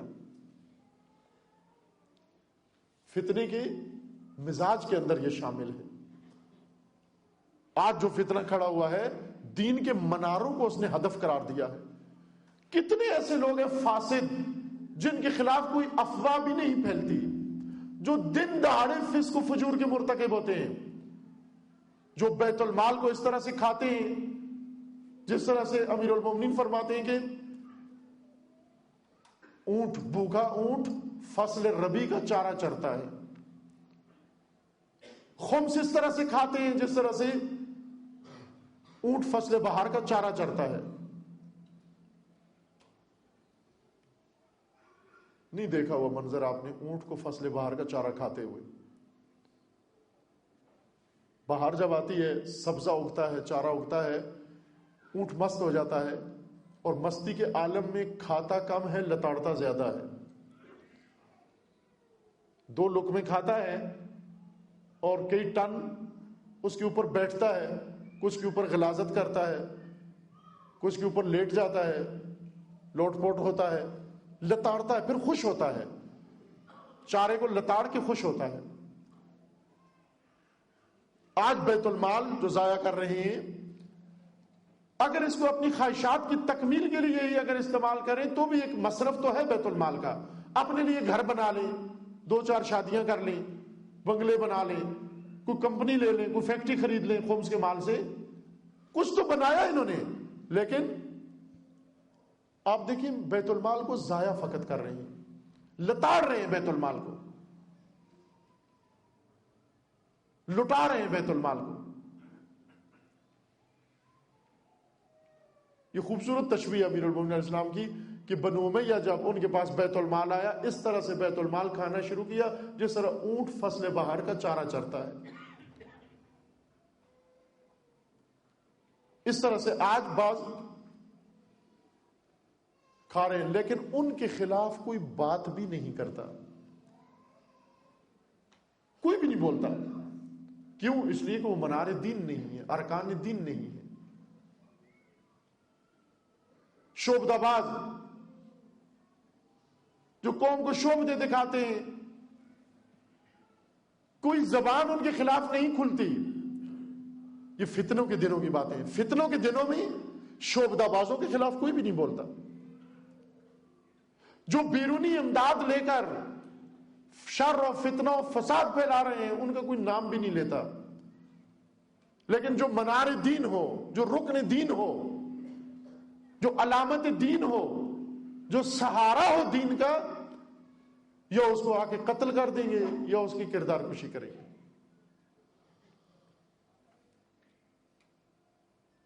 ہر طبقے کے اندر فاسد موجود ہیں، علماء کے اندر بھی فاسد لوگ موجود ہیں، ہر طبقے میں موجود ہوتے ہیں۔ یہ نہ کہنا کہ اس طبقے میں نہیں ہوتے ہیں، اس میں بھی فاسد لوگ ہوتے ہیں، لیکن وہ جو فاسد ہوتے ہیں ان کا کوئی نام نہیں لیتا، ہمیشہ بدنام ان کو کیا جاتا ہے جن کے اندر کوئی فساد نہیں ہوتا۔ شہنشاہ ایران نے اتنے زیادہ علماء موجود تھے، طرح طرح کے مزاج والے، درباری بھی موجود تھے، سرکاری بھی موجود تھے، کسی کے خلاف کوئی زبان درازی نہیں کرتا تھا، نہ میڈیا۔ اگر میڈیا کے اندر ایک آرٹیکل آیا تو امام خمینی کے خلاف آیا، توہین آمیز آرٹیکل اس کے اندر چھپا، جس کے بعد مظاہرے شروع ہوئے اور جس کے بعد انقلاب کے اندر شدت آئی۔ انقلاب کی کامیابی سے 2 سال پہلے ایک بہت ہی گندا آرٹیکل ایک لعین نے لکھا امام خمینی کے خلاف، کردار کشی کی گئی۔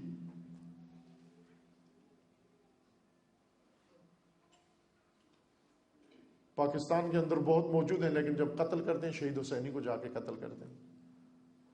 رکن دین گرانا ہے، رکن انقلاب گرانا ہے، منارہ دین گرانا ہے۔ منارہ دین سیمنٹ کا نہیں ہوتا، منارہ دین سٹیل کا نہیں ہوتا، منارہ دین میں بجلی کا کمکمہ نہیں جل رہا ہوتا۔ منارہ دین وہ جو آج شہید ہو چکا ہے، منارہ دین ایک باعمل عالم، ایک بافکر عالم جس کے وجود سے دین کی تقویت ہوتی ہے، یہ منارہ دین ہے۔ لیکن فتنے آ کر اسی منارہ دین کو آ کر ہدف قرار دیتے ہیں۔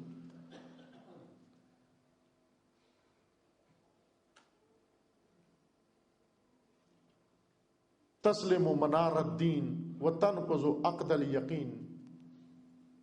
ہر وہ چیز جس کو دیکھیں گے، اگر مرجعیت کو سمجھیں گے منارہ دین ہے، مرجعیت کے خلاف آ کر بولیں گے، مراجع کے خلاف آ کر بولیں گے. راہبری منارہ دین ہے، رہبر کے خلاف آ کر بولیں گے. فتنوں کا زمانہ یہی ہے. وَتَنْقُضُ عَقْدَ الْيَقِينِ، یقین کی گرہ کھل جائے گی، یقین کی رسی کھل جائے گی. تَحْرُبُ مِنْهَا الْأَقْيَاسِ وَتَدَبِّرُهَا الْأَرْجَاسِ، عقل مند اس سے بھاگیں گے اور شرپسند اس کے کرتا دھرتا ہوں گے. جب یہ فتنہ آئے گا، عقل مند فتنے سے بھاگیں گے، فتنے میں حصہ نہیں لیں گے، فتنے کو دودھ نہیں پلائیں گے، لیکن شرپسند ارجاس، ناپاک فکر والے، ناپاک عمل والے فتنے کے کرتے دھرتے بن جائیں گے، فتنے کی زمام اپنے ہاتھ میں لے لیں گے، فتنے کے راہبر و رہنما بن جائیں گے. من عادن مبراکن کاشفہ انساکن تقطع فیہا الارحام، وہ گرجنے اور چمکنے والا ہوگا اور پورے زوروں کے ساتھ سامنے آئے گا. یہ فتنہ جس کے اندر کڑک موجود ہوگی اور چمک موجود ہوگی، گرج چمک کے ساتھ یہ فتنہ ابھرے گا، چندیا دے گا، اتنا اثر چھوڑے گا، اتنی چمک ہوگی اس فتنے کے اندر کہ آنکھیں چندیا جائیں گی اس سے، اور پورے زوروں کے ساتھ، پوری توانائیوں کے ساتھ ظاہر ہوگا. سب رشتے ناتے اس میں توڑ دیے جائیں گے. اتنا ویرانگر فتنہ ہوگا کہ سارے تعلقات، سارے رشتے ناتے ٹوٹ جائیں گے. جس نے جس کے ساتھ پیمان وفاداری باندھا ہوا ہے، وہ پیمان وفاداری، وہ عقد وفاداری، وہ عہد وفاداری ٹوٹ جائے گا. یہ فتنہ تھا جس نے کوفیوں سے عقد وفاداری توڑوا دیا. انہوں نے عہد باندھا تھا اپنے امام کے ساتھ وفاداری کا، لیکن فتنے نے عہد وفا ان سے توڑوا دیا. کیوں لوگ لا تعلقوں کے گھروں میں بیٹھ جاتے ہیں؟ چونکہ جس کے ساتھ پیمان و عہد وفاداری باندھا ہوتا ہے، فتنوں کے زمانوں میں وہ عہد ٹوٹ چکا ہوتا ہے، اپنے آپ کو ذمہ دار نہیں سمجھتے، گھروں میں جا بیٹھتے ہیں، آرام کر رہے ہوتے ہیں. کاشفۃ عن ساکن تقطع فیہا الارحام، سب رشتے ناتے، سب صلہ رحمیاں ٹوٹ چکی ہوں گی، اسلام سے علیحدگی اختیار کر لی جائے گی. وَيُفَارَقُ عَلَيْهَا الْإِسْلَامِ، جب یہ فتنہ ظاہر ہوگا، سب لوگ اپنی عافیت اور اپنی نجات اسلام سے دوری میں سمجھیں گے. جتنا اسلام سے دور ہو، امنیت کا احساس کریں گے. مذہبی ہونے میں جان خطرے میں ہوگی، انقلابی ہونے میں جان خطرے میں ہوگی. جتنا مذہب سے دور رہے اتنا بہتر ہے. عزاداری بھی کرنی ہے تو گھر میں کیسٹ سن کے کر لو، ٹی وی کے چینل پہ کوئی مجلس سن لو، چونکہ ٹی وی میڈیا نشر کر رہے ہیں مجالس، وہیں بیٹھ کے سنو، جان محفوظ ہے. وہ میادین جن کے اندر حاضر ہونا ضروری ہے، ان میادین سے دور رہیں گے، ان سے دور رہنے میں اپنی نجات و عافیت سمجھیں گے. ہر وہ چیز جس کے ساتھ عہد وفا ہونا چاہیے، وہ وفا کا عہد توڑ دیں گے. وَيُفَارَقُ عَلَيْهَا الْإِسْلَامِ بَرِيئُهَا سَقِيمٌ وَزَائِنُهَا مُقِيمٌ. یہ وہ فتنہ ہوگا جس سے بھاگنے والا بھی، فرار کرنے والا وہ بھی اس میں غرق ہو جائے گا اور اس سے باہر نہیں نکل سکے گا، اور وہ جو اس میں مقیم ہو جائے گا، فتنے کے اندر اپنے ڈیرے لگا لے گا اور فتنے کو اپنا اوڑھنا بچھونا بنا لے گا، وہ بھی تباہ ہو جائے گا، وہ اس سے باہر نہیں نکل سکے گا. کچھ لوگ ہوتے ہیں چالاک، وہ یہ کہتے ہیں آج فتنے کی اونٹنی کا دودھ دو لو، کچھ عرصہ فتنے سے فائدہ اٹھاؤ، پھر تھوڑا سا اس کے چال کے آخر میں توبہ کر کے الگ ہو جائیں گے، ہم کہیں گے ہم تو جدا ہو گئے تھے اس سے. چالاک ہے نا کچھ لوگ. یعنی امیر المومنین کے ساتھ بھی رہو، ٹائم ملے تو شام بھی ہو اور وہاں سے بھی رنگین غذائیں کھاؤ، چرب و نرم غذائیں کھاؤ، اور پھر جب کوئی پوچھے تو ہم کہیں گے ہاں گئے تھے لیکن کچھ عرصہ رہے، وہاں سے واپس آ گئے. ہم چالاکی دکھاتے ہیں، زرنگی دکھاتے ہیں. فرمایا جو فتنے کے اندر مقیم ہوگا وہ بھی تباہ ہو جائے گا. جو فتنے سے فرار کر کے بھاگے گا وہ بھی تباہ ہو جائے گا. فتنہ آخر الزمان اس کا تعاقب کرے گا. بچ کون جائے گا؟ وہ بچ جائے گا جو فتنے کا مقابلہ کرے گا، جس کا شعور بیدار ہوگا، جس کے اندر بصیرت بیدار ہوگی. اسی خطبے کا جناب سید رضی نے ایک حصہ چھوڑ دیا اس خطبے کا، کاش نہ کرتے یہ کام. بہت سارے علماء نے جناب سید رضی سے شکوہ کیا ہے، گلہ کیا ہے ان سے کہ آپ نے خطبوں کو کاٹ دیا ہے. کیونکہ ادیب تھے، وہ جو ادبی شاہکار اور ادبی لحاظ سے بلاغت کے اعلیٰ مرتبے پر جو خطبے کا حصہ تھا وہ رہنے دیا، اور جو ان کی نظروں میں بلاغت کے اس درجے کا حصہ نہیں تھا اسے چھوڑ دیا انہوں نے. لیکن اس کا نقصان یہ ہوا کہ مطلب بیچ میں حذف ہو گیا. کچھ حصہ خطبے کا چھوڑ کر سید رضی نے یہ حصہ دوبارہ نقل کیا. بین قتیل مطلول و خائف مستجیر، یہ وہ فتنہ ہوگا کہ جس میں کچھ لوگ شہید ہو جائیں گے، قتیل ہو جائیں گے، کچھ مار دیے جائیں گے، کچھ لوگ موت کے گھاٹ اتار دیے جائیں گے. لوگوں کی دو قسمیں ہوں گی. بین قتیل مطلول، جن کو بے دردی سے شہید کر دیا جائے گا، ایسے شہداء جن کا بدلہ نہیں لیا جا سکے گا. یہ وہ فتنہ ہوگا جس کے اندر کچھ لوگوں کو شہید کر دیا جائے گا اور ان شہداء کا بدلہ کوئی نہیں لے گا، بدلہ نہیں لیا جا سکے گا. وخائف مستجیر، اور دوسرا طبقہ بجائے شہیدوں کا بدلہ لینے کے وہ خوف کے مارے پناہ گاہ کی تلاش میں ہوں گے. کچھ اس میں شہید ہو جائیں گے جن کا بدلہ نہ لیا جا سکے گا، اور کچھ خوفزدہ ہوں گے جو اپنے لیے پناہ ڈھونڈتے پھریں گے، جو ویزے امبیسیوں کے چکر لگائیں گے. ایک بھائی مارا گیا، ایک بھائی ویزا لے کے امبیسی سے بھاگ گیا.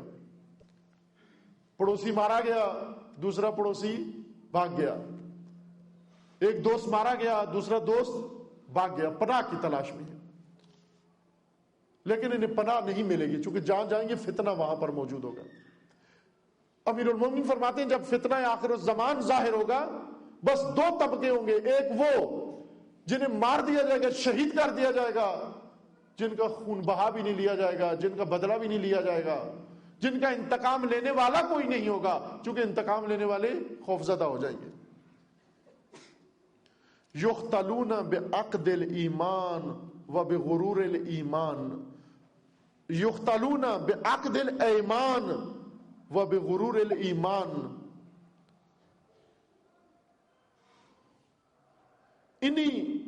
یہی جو بچ جائیں گے، یہ جو بچ جائیں گے خوف کی وجہ سے پناہ کی تلاش میں ہوں گے، انہیں جھوٹے وعدوں. توجہ فرمائے امیر المومنین، یہ خطبہ 1400 سال پہلے بیان فرما رہے ہیں اور آج ہم اس خطبے کو پڑھ رہے ہیں. یہ احساس نہیں ہوتا انسان کو کہ اتنا زمانہ گزر گیا. یہ ایسے لگتا ہے وہ شخصیت خطبہ دے رہی ہے جس کو آج کے حالات پر پوری نظارت ہے، آج کے حالات پر پورا تسلط ہے، آج کے حالات آئینے کی طرح اس کے سامنے ہیں.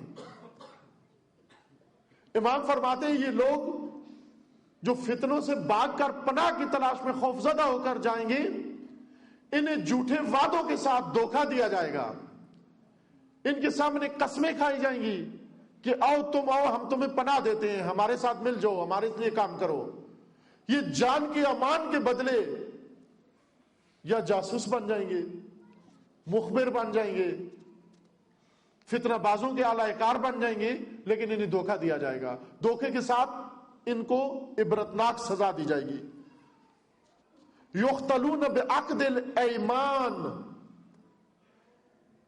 ایمان یمین کی جمع ہے، قسم، عہد و پیمان. ان سے پہلے وعدے کیے جائیں گے، ایگریمنٹ کیے جائیں گے خوفزدہ لوگوں سے، معاہدے کیے جائیں گے کہ آپ ہمارے ساتھ آ جاؤ، ہم تمہیں نوکری دیتے ہیں، ہم تمہیں گھر بنا کے دیتے ہیں، ہم تمہیں بیرون ملک دیتے ہیں، ہم تمہیں روزگار دیتے ہیں. یہ ان وعدوں پر اعتماد کر کے ان کے ساتھ جائیں گے اور ان کے ساتھ دھوکہ ہوگا. وبغرور الایمان، اور ان کو ایمان کے نام پر، دین کے نام پر بھی دھوکہ دیا جائے گا. انہیں یہ کہا جائے گا کہ آؤ دین کا راستہ یہ ہے، او دین کی طرف آ جاؤ، دین کے گروہ میں آ جاؤ، دین کے دھڑے میں آ جاؤ، دین کا پرچم یہ ہے، دین کے نام نہاد پرچم کے نیچے انہیں جمع کر کے یا ظالموں سے ایگریمنٹ کر لیں گے جاسوسی کا، یا پھر نام نہاد دین کے پرچم کے نیچے اکٹھے ہو جائیں گے اور ہر دو جگہ دھوکہ کھائیں گے. نہ وہ ایگریمنٹ صحیح نکلے گا، انہیں لے لیں گے لیکن دھوکہ کریں گے، اور جس پرچم کے نیچے کہ یہ دین کا پرچم میں جمع ہوں گے وہ بھی ان کے ساتھ دھوکہ ہوگا.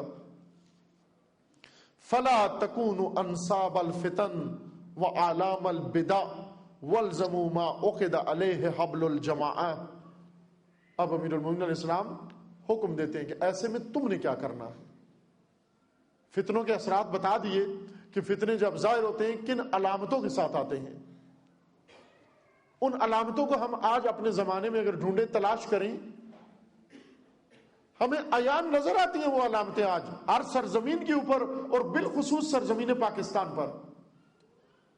100% فتنے کی علامتیں جو امیر المومنین نے ذکر کی ہیں وہ آج اس سرزمین پاکستان پر نظر آ رہی ہیں. وہی کچھ ہو رہا ہے، منہ بے منہ، ذرا برابر فرق نہیں ہے. ایسے میں تم نے کیا کرنا ہے؟ اب امیر المومنین وہ مرحلہ بیان فرماتے ہیں کہ تم نے کیا کرنا ہے. جن راہوں پر ہم فتنوں سے بچنے کے لیے غور کر رہے ہیں، امیر المومنین فرماتے ہیں وہ تباہی کے راستے ہیں، وہ نجات کے راستے نہیں ہیں. ان پہ نابود ہو. جو کوفیوں نے نجات کے راستوں پر بچنے کے لیے جن راہوں پر غور کیا، قیامت تک کے لیے رسوا ہوئے کوفی.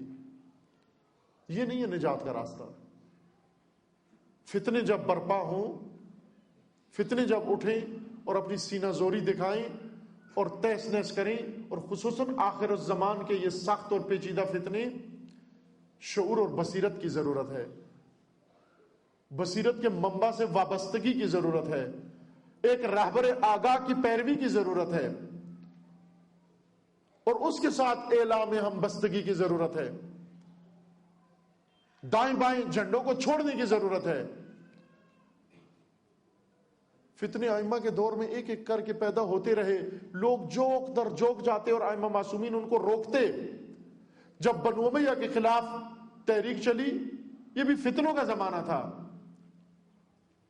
اہل بیت کے نام پر یہ تحریک چلی، اہل بیت ان لوگوں کو روکتے رہے کہ خبردار اس میں شامل نہ ہونا. لیکن اتنے زیادہ انقلابی تھے جو امام صادق کو بھی کراس کر کے ان جلوسوں کے اندر شامل ہو گئے. کوفی ہے نہ شامی ہے، ہم رہبر کے حامی ہے. کوفی ہے نہ شامی ہے، ہم رہبر کے حامی ہے. حسین حسین شعار ماں، شہادت افتخار ماں. حسین حسین شعار ماں، شہادت افتخار ماں. ہماری یہ جوانیاں حسین کی قربانیاں، ہماری یہ جوانیاں حسین کی قربانیاں. جوانیاں لٹائیں گے، انقلاب لائیں گے. جوانیاں لٹائیں گے، انقلاب لائیں گے. ایک آگاہ رہبر کی پیروی کی ضرورت ہے. عزیزان، جہاں بھی فتنے ظاہر ہوئے، ان فتنوں کے مقابلے میں وہی طبقہ محفوظ رہا جس کے اندر بصیرت موجود تھی.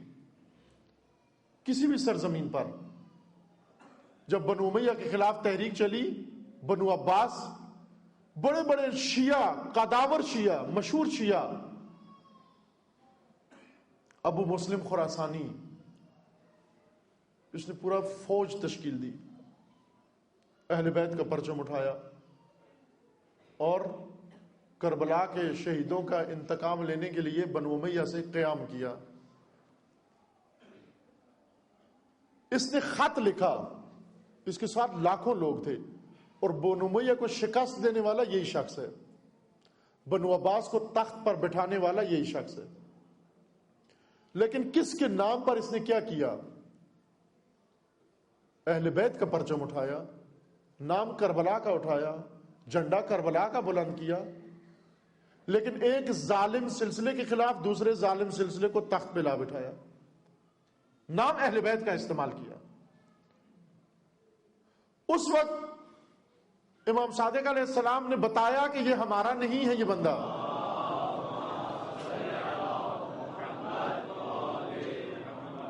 ہاتھ کھول کے نماز پڑھتا تھا، سجدگاہ رکھتا تھا، نام امام کا لیتا تھا، امام کے زمانے میں تھا،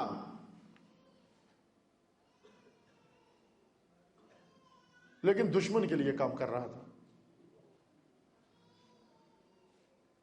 اس نے خط لکھا، امام کے صحابی کو دیا کہ یہ لے جائیں تائید کے لیے، کہ ہماری تائید کریں۔ ظاہر ہے کہ اس میں جتنے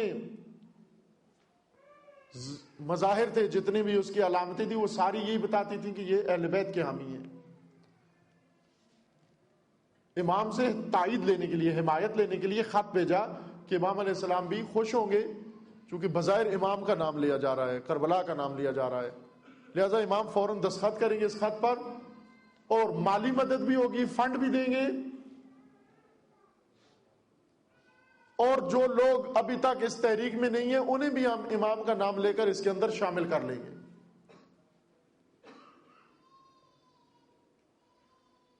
یہ بندہ خط لے کے گیا، سدیر سیروفی، امام کا صحابی، بہت ہی تند مزاج صحابی تھا یہ امام کا۔ یہی وہ شخص ہے جو امام صادق علیہ السلام کو اکساتا تھا کہ آپ اٹھ کے قیام کریں، انقلاب لائیں، ہم آپ کے ساتھ ہیں۔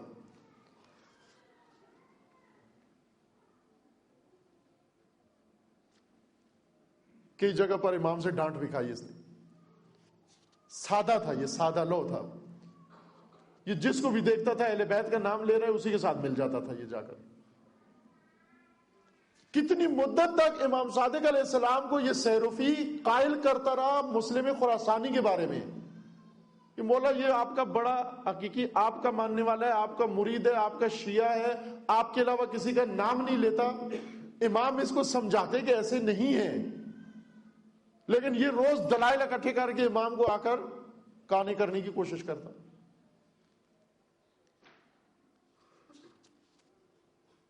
یہ خط لے کے گیا امام علیہ السلام کے پاس، چند صحابہ اور بھی بیٹھے ہوئے تھے، بہار الانوار میں موجود ہے یہ واقعہ، اور بھی تاریخی کتابوں میں ہے۔ اس نے جا کر خط دیا، امام نے پوچھا کس کا خط ہے؟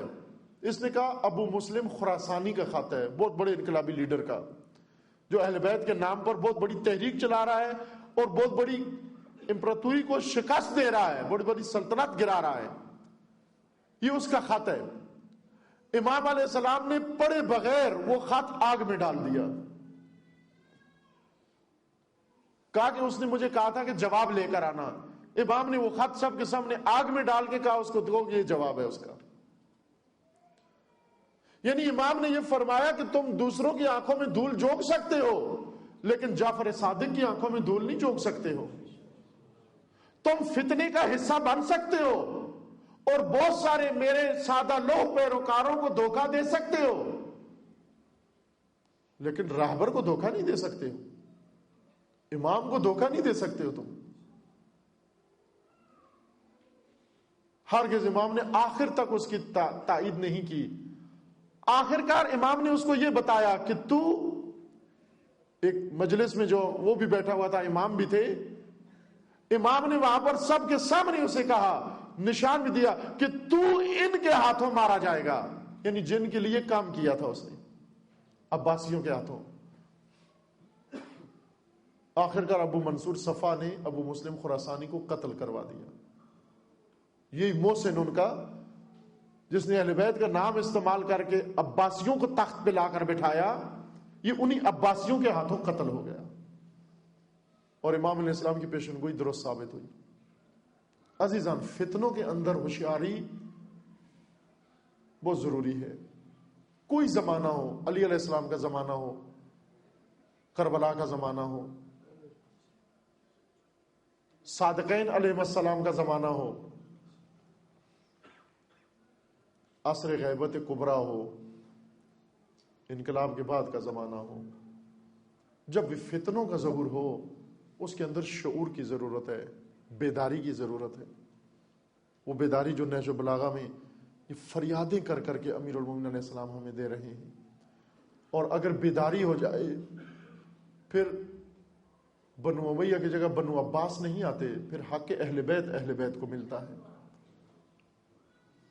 اگر بیداری آ جائے پھر کوفیوں کے نرغے میں امام حسین نہیں مارے جاتے، اگر بیداری آ جائے امام حسن صلح پہ مجبور نہیں ہو جاتے، اگر بیداری آ جائے، فتنوں کے اندر بیداری آ جائے، قوم کے اندر، ملت کے اندر فتنوں کے زمانے میں فتنے ناکام ہو جاتے ہیں۔ پھر حسین کے جوان کربلا میں شہید نہیں ہوتے، پھر علی یہ نہیں فرماتے کہ ایسے لوگ شہید ہوں گے جن کا بدلہ بھی نہیں لیا جائے گا۔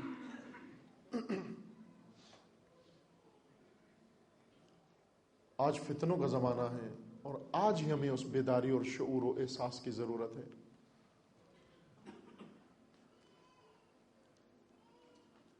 کوفی فریب خوردہ و فتنہ زدہ و مفتون سید الشہداء کو جنہوں نے تنہا چھوڑا،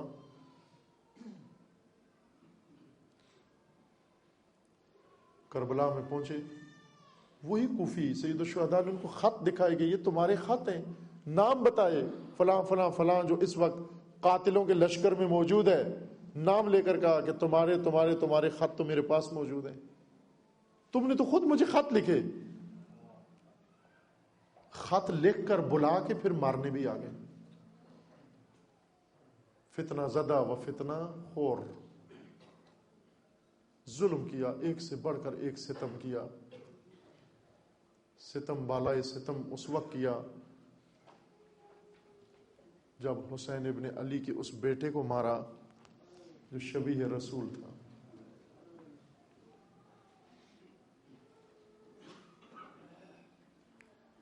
اکثر جوانان ہماری مجلس میں بیٹھے ہیں،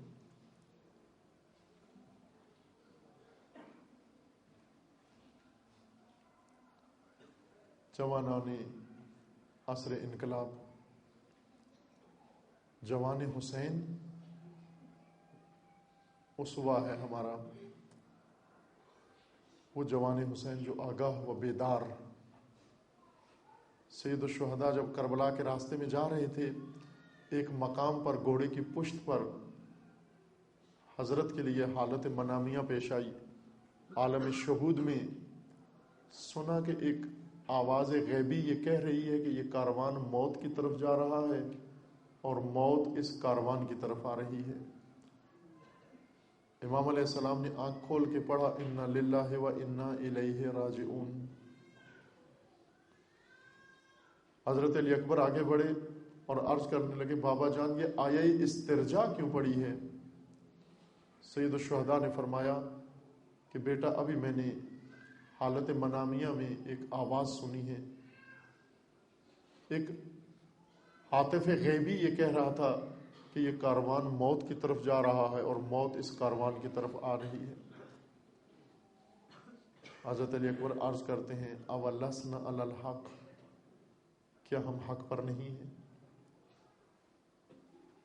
سید الشہداء نے فرمایا کیوں نہیں بیٹا، ہم حق پر ہیں۔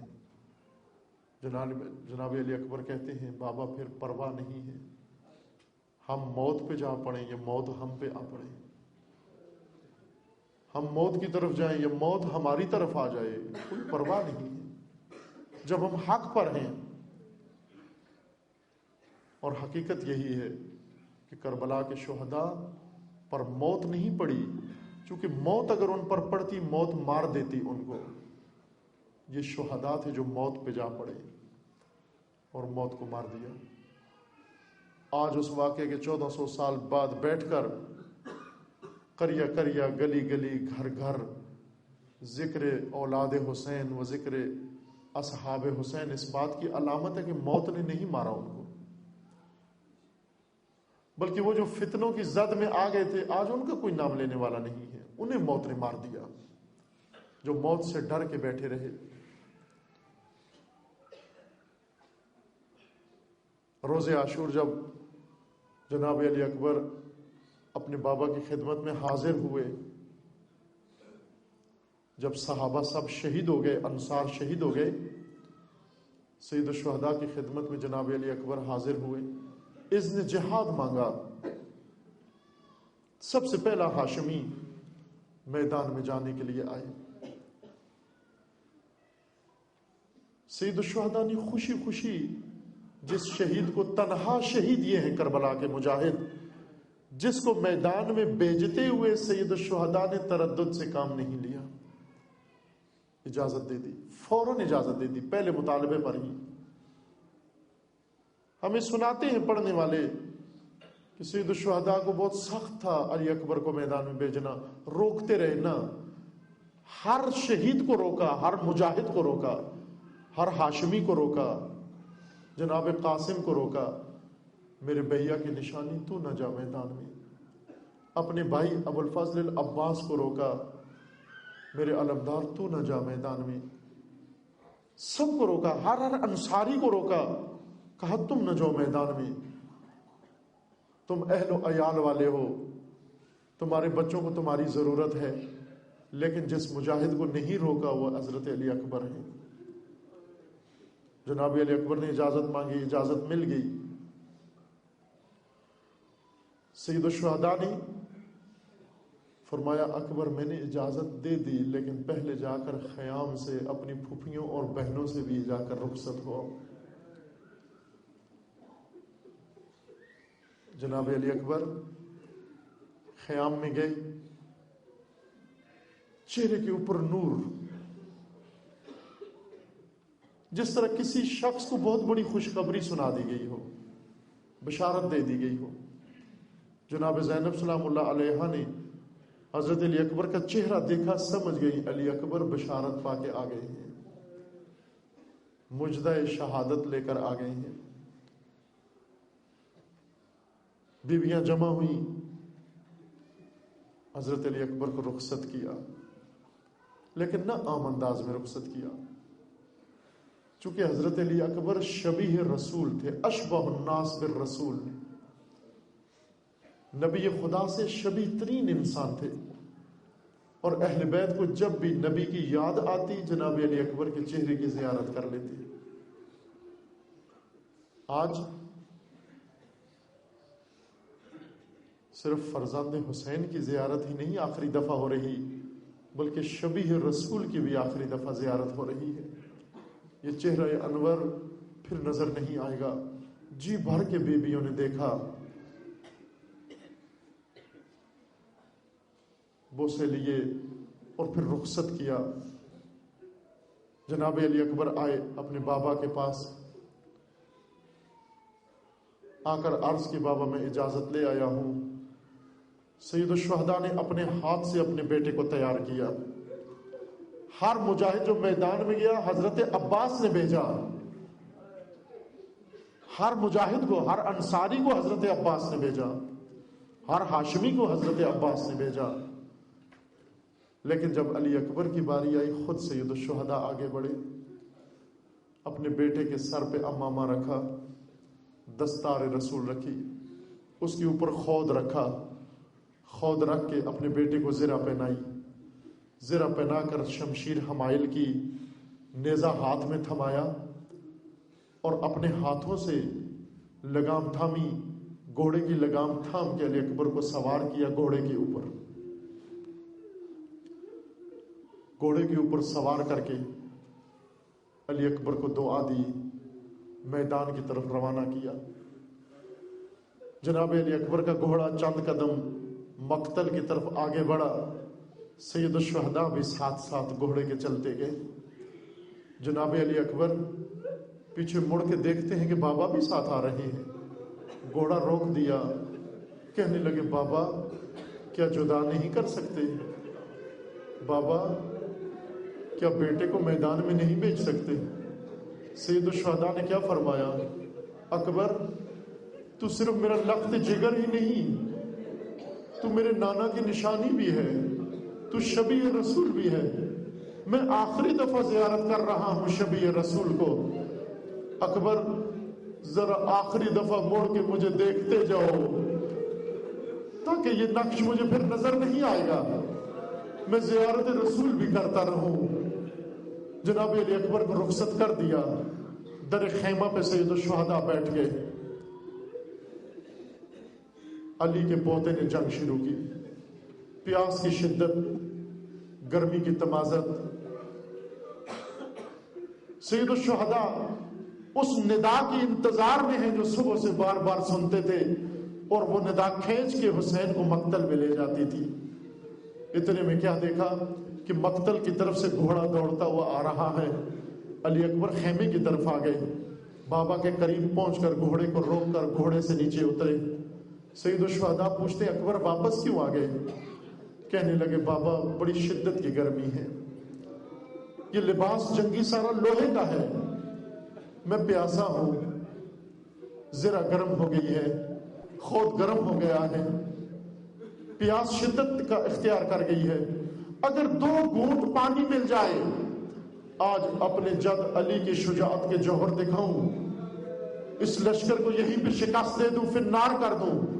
سید الشہداء نے جب بیٹے کا یہ مطالبہ سنا حسرت سے آسمان کی طرف دیکھا اور فرمایا خدایا حسین مظلوم پر یہ وقت بھی آنا تھا کہ جب حسین کا کڑیل جوان آخری وقت میں مطالبہ کر رہا ہے اپنے باپ سے، اپنے بابا سے، اور وہ بھی کیا مانگ رہا ہے؟ 2 گھونٹ پانی مانگ رہا ہے، لیکن حسین کے پاس یہ پانی موجود نہیں ہے. سید الشہداء نے کیا فرمایا؟ فرمایا بیٹا اپنی زبان نکالو. بیٹے نے زبان نکالی. سید الشہداء نے اپنا منہ کھولا اور بیٹے سے کہا اپنی زبان میرے منہ میں ڈال دو. اکبر نے زبان حسین علیہ السلام کے منہ میں ڈالی اور فوراً باہر نکال لی. سید الشہداء پوچھتے کیوں بیٹا، کیوں زبان باہر نکال لی؟ اکبر کہنے لگے بابا آپ کا گلا تو مجھ سے بھی زیادہ خشک ہے. سید الشہداء نے دعا دی بیٹا جا مقتل میں جا، آپ کے نانا موجود ہے حوض کوثر پر، آپ کے جد علی موجود ہے حوض کوثر پر، ماں زہرا حوض کوثر پر جام کوثر لے کر منتظر ہے. بیٹا عنقریب پیاس بجھ جائے گی، جا میرا بیٹا. سید الشہداء نے اکبر کو دوبارہ روانہ کیا. پھر در خیمہ میں بیٹھ گئے. علی کے پودے نے پیاسے پودے نے جنگ شروع کی. جنگ لڑتے لڑتے جب دشمن نے گھیر لیا جناب علی اکبر کو ضرب لگی. علی اکبر کو ضرب لگنی تھی کہ وہ زمین پر جب آئے آواز دی الیہ الیہ یا عبادے، اے بابا جان اکبر گر گئے. سید الشہداء اٹھے، اپنے آپ کو اکبر کی لاش میں پہنچایا اور اکبر کے سر کو لے کر اپنی آغوش میں لیا. دیکھا بچہ ابھی زندہ ہے، ابھی سانس چل رہی ہے. آنکھیں صاف کر کے بیٹے کو ماتھا چوما.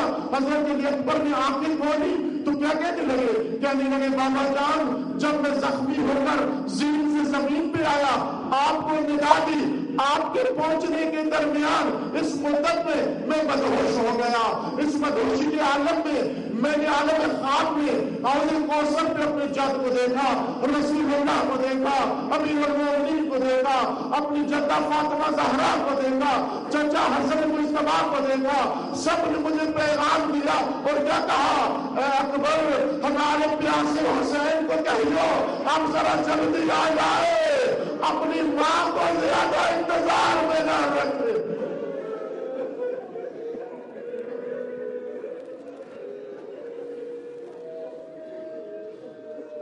لعنت اللہ علی الظالمین فسیعلم الذین ظلموا ای منقلب ینقلبون.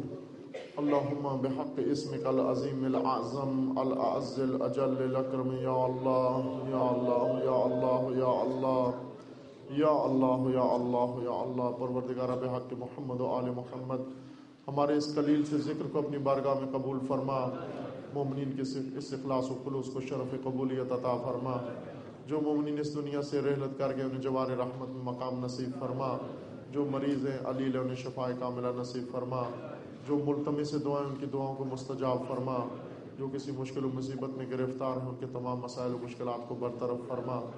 امت مسلمہ کے اندر اتحاد و اتفاق برقرار فرما. امت اسلامیہ کو اس ظلم و ستم سے نجات عطا فرما. ظالمین کو ظلم سمیت نیست و نابود فرما. امریکہ اور اسرائیل کا خاتمہ فرما. پروردگارہ بحق محمد و آل محمد مظلومین فلسطین کی نصرت فرما. مظلومین غزہ کو نجات عطا فرما. مظلومین عراق کی حمایت فرما. مظلومین کشمیر کو نجات عطا فرما. پروردگارہ حزب اللہ کو کامیابی عطا فرما. سید مقاومت سید حسن نصر اللہ کی حفاظت فرما. راہبر انقلاب اسلامی کا سایہ دراز فرما. انقلاب اسلامی کو دشمنوں کے شر سے محفوظ فرما. مملکت پاکستان کی حفاظت فرما. اس ملک کے دشمنوں کو نیست و نابود فرما. اس ملک کے اندر ناامنی اور فرقہ واریت پھیلانے والوں کو نیست و نابود فرما۔ پروردگارہ ان کی مدد اور حمایت کرنے والوں کو رسوا فرما۔ عزاداران سید الشہداء علیہ السلام جہاں کہیں بھی ہیں بالخصوص سرزمین پاکستان پر اپنے سایہ حفظ و امان میں محفوظ فرما۔ دشمنان عزاداری کو نیست و نابود فرما۔ اپنے ولی حق ولی اللہ العظم اجل اللہ تعالی فرج و شریف کا جلد از جلد ظہور فرما۔ ہمیں حضرت کے اعوان و انصار میں سے ہونے کی توفیق عطا فرما۔ تمام مرحومین کے لیے، مومنین و مومنات کے لیے، بالخصوص شہداء کے لیے، وبالاخص امام شہداء حضرت امام خمینی رضوان اللہ علیہ کے لیے سورہ فاتحہ۔ بسم اللہ الرحمن الرحیم، الحمد للہ رب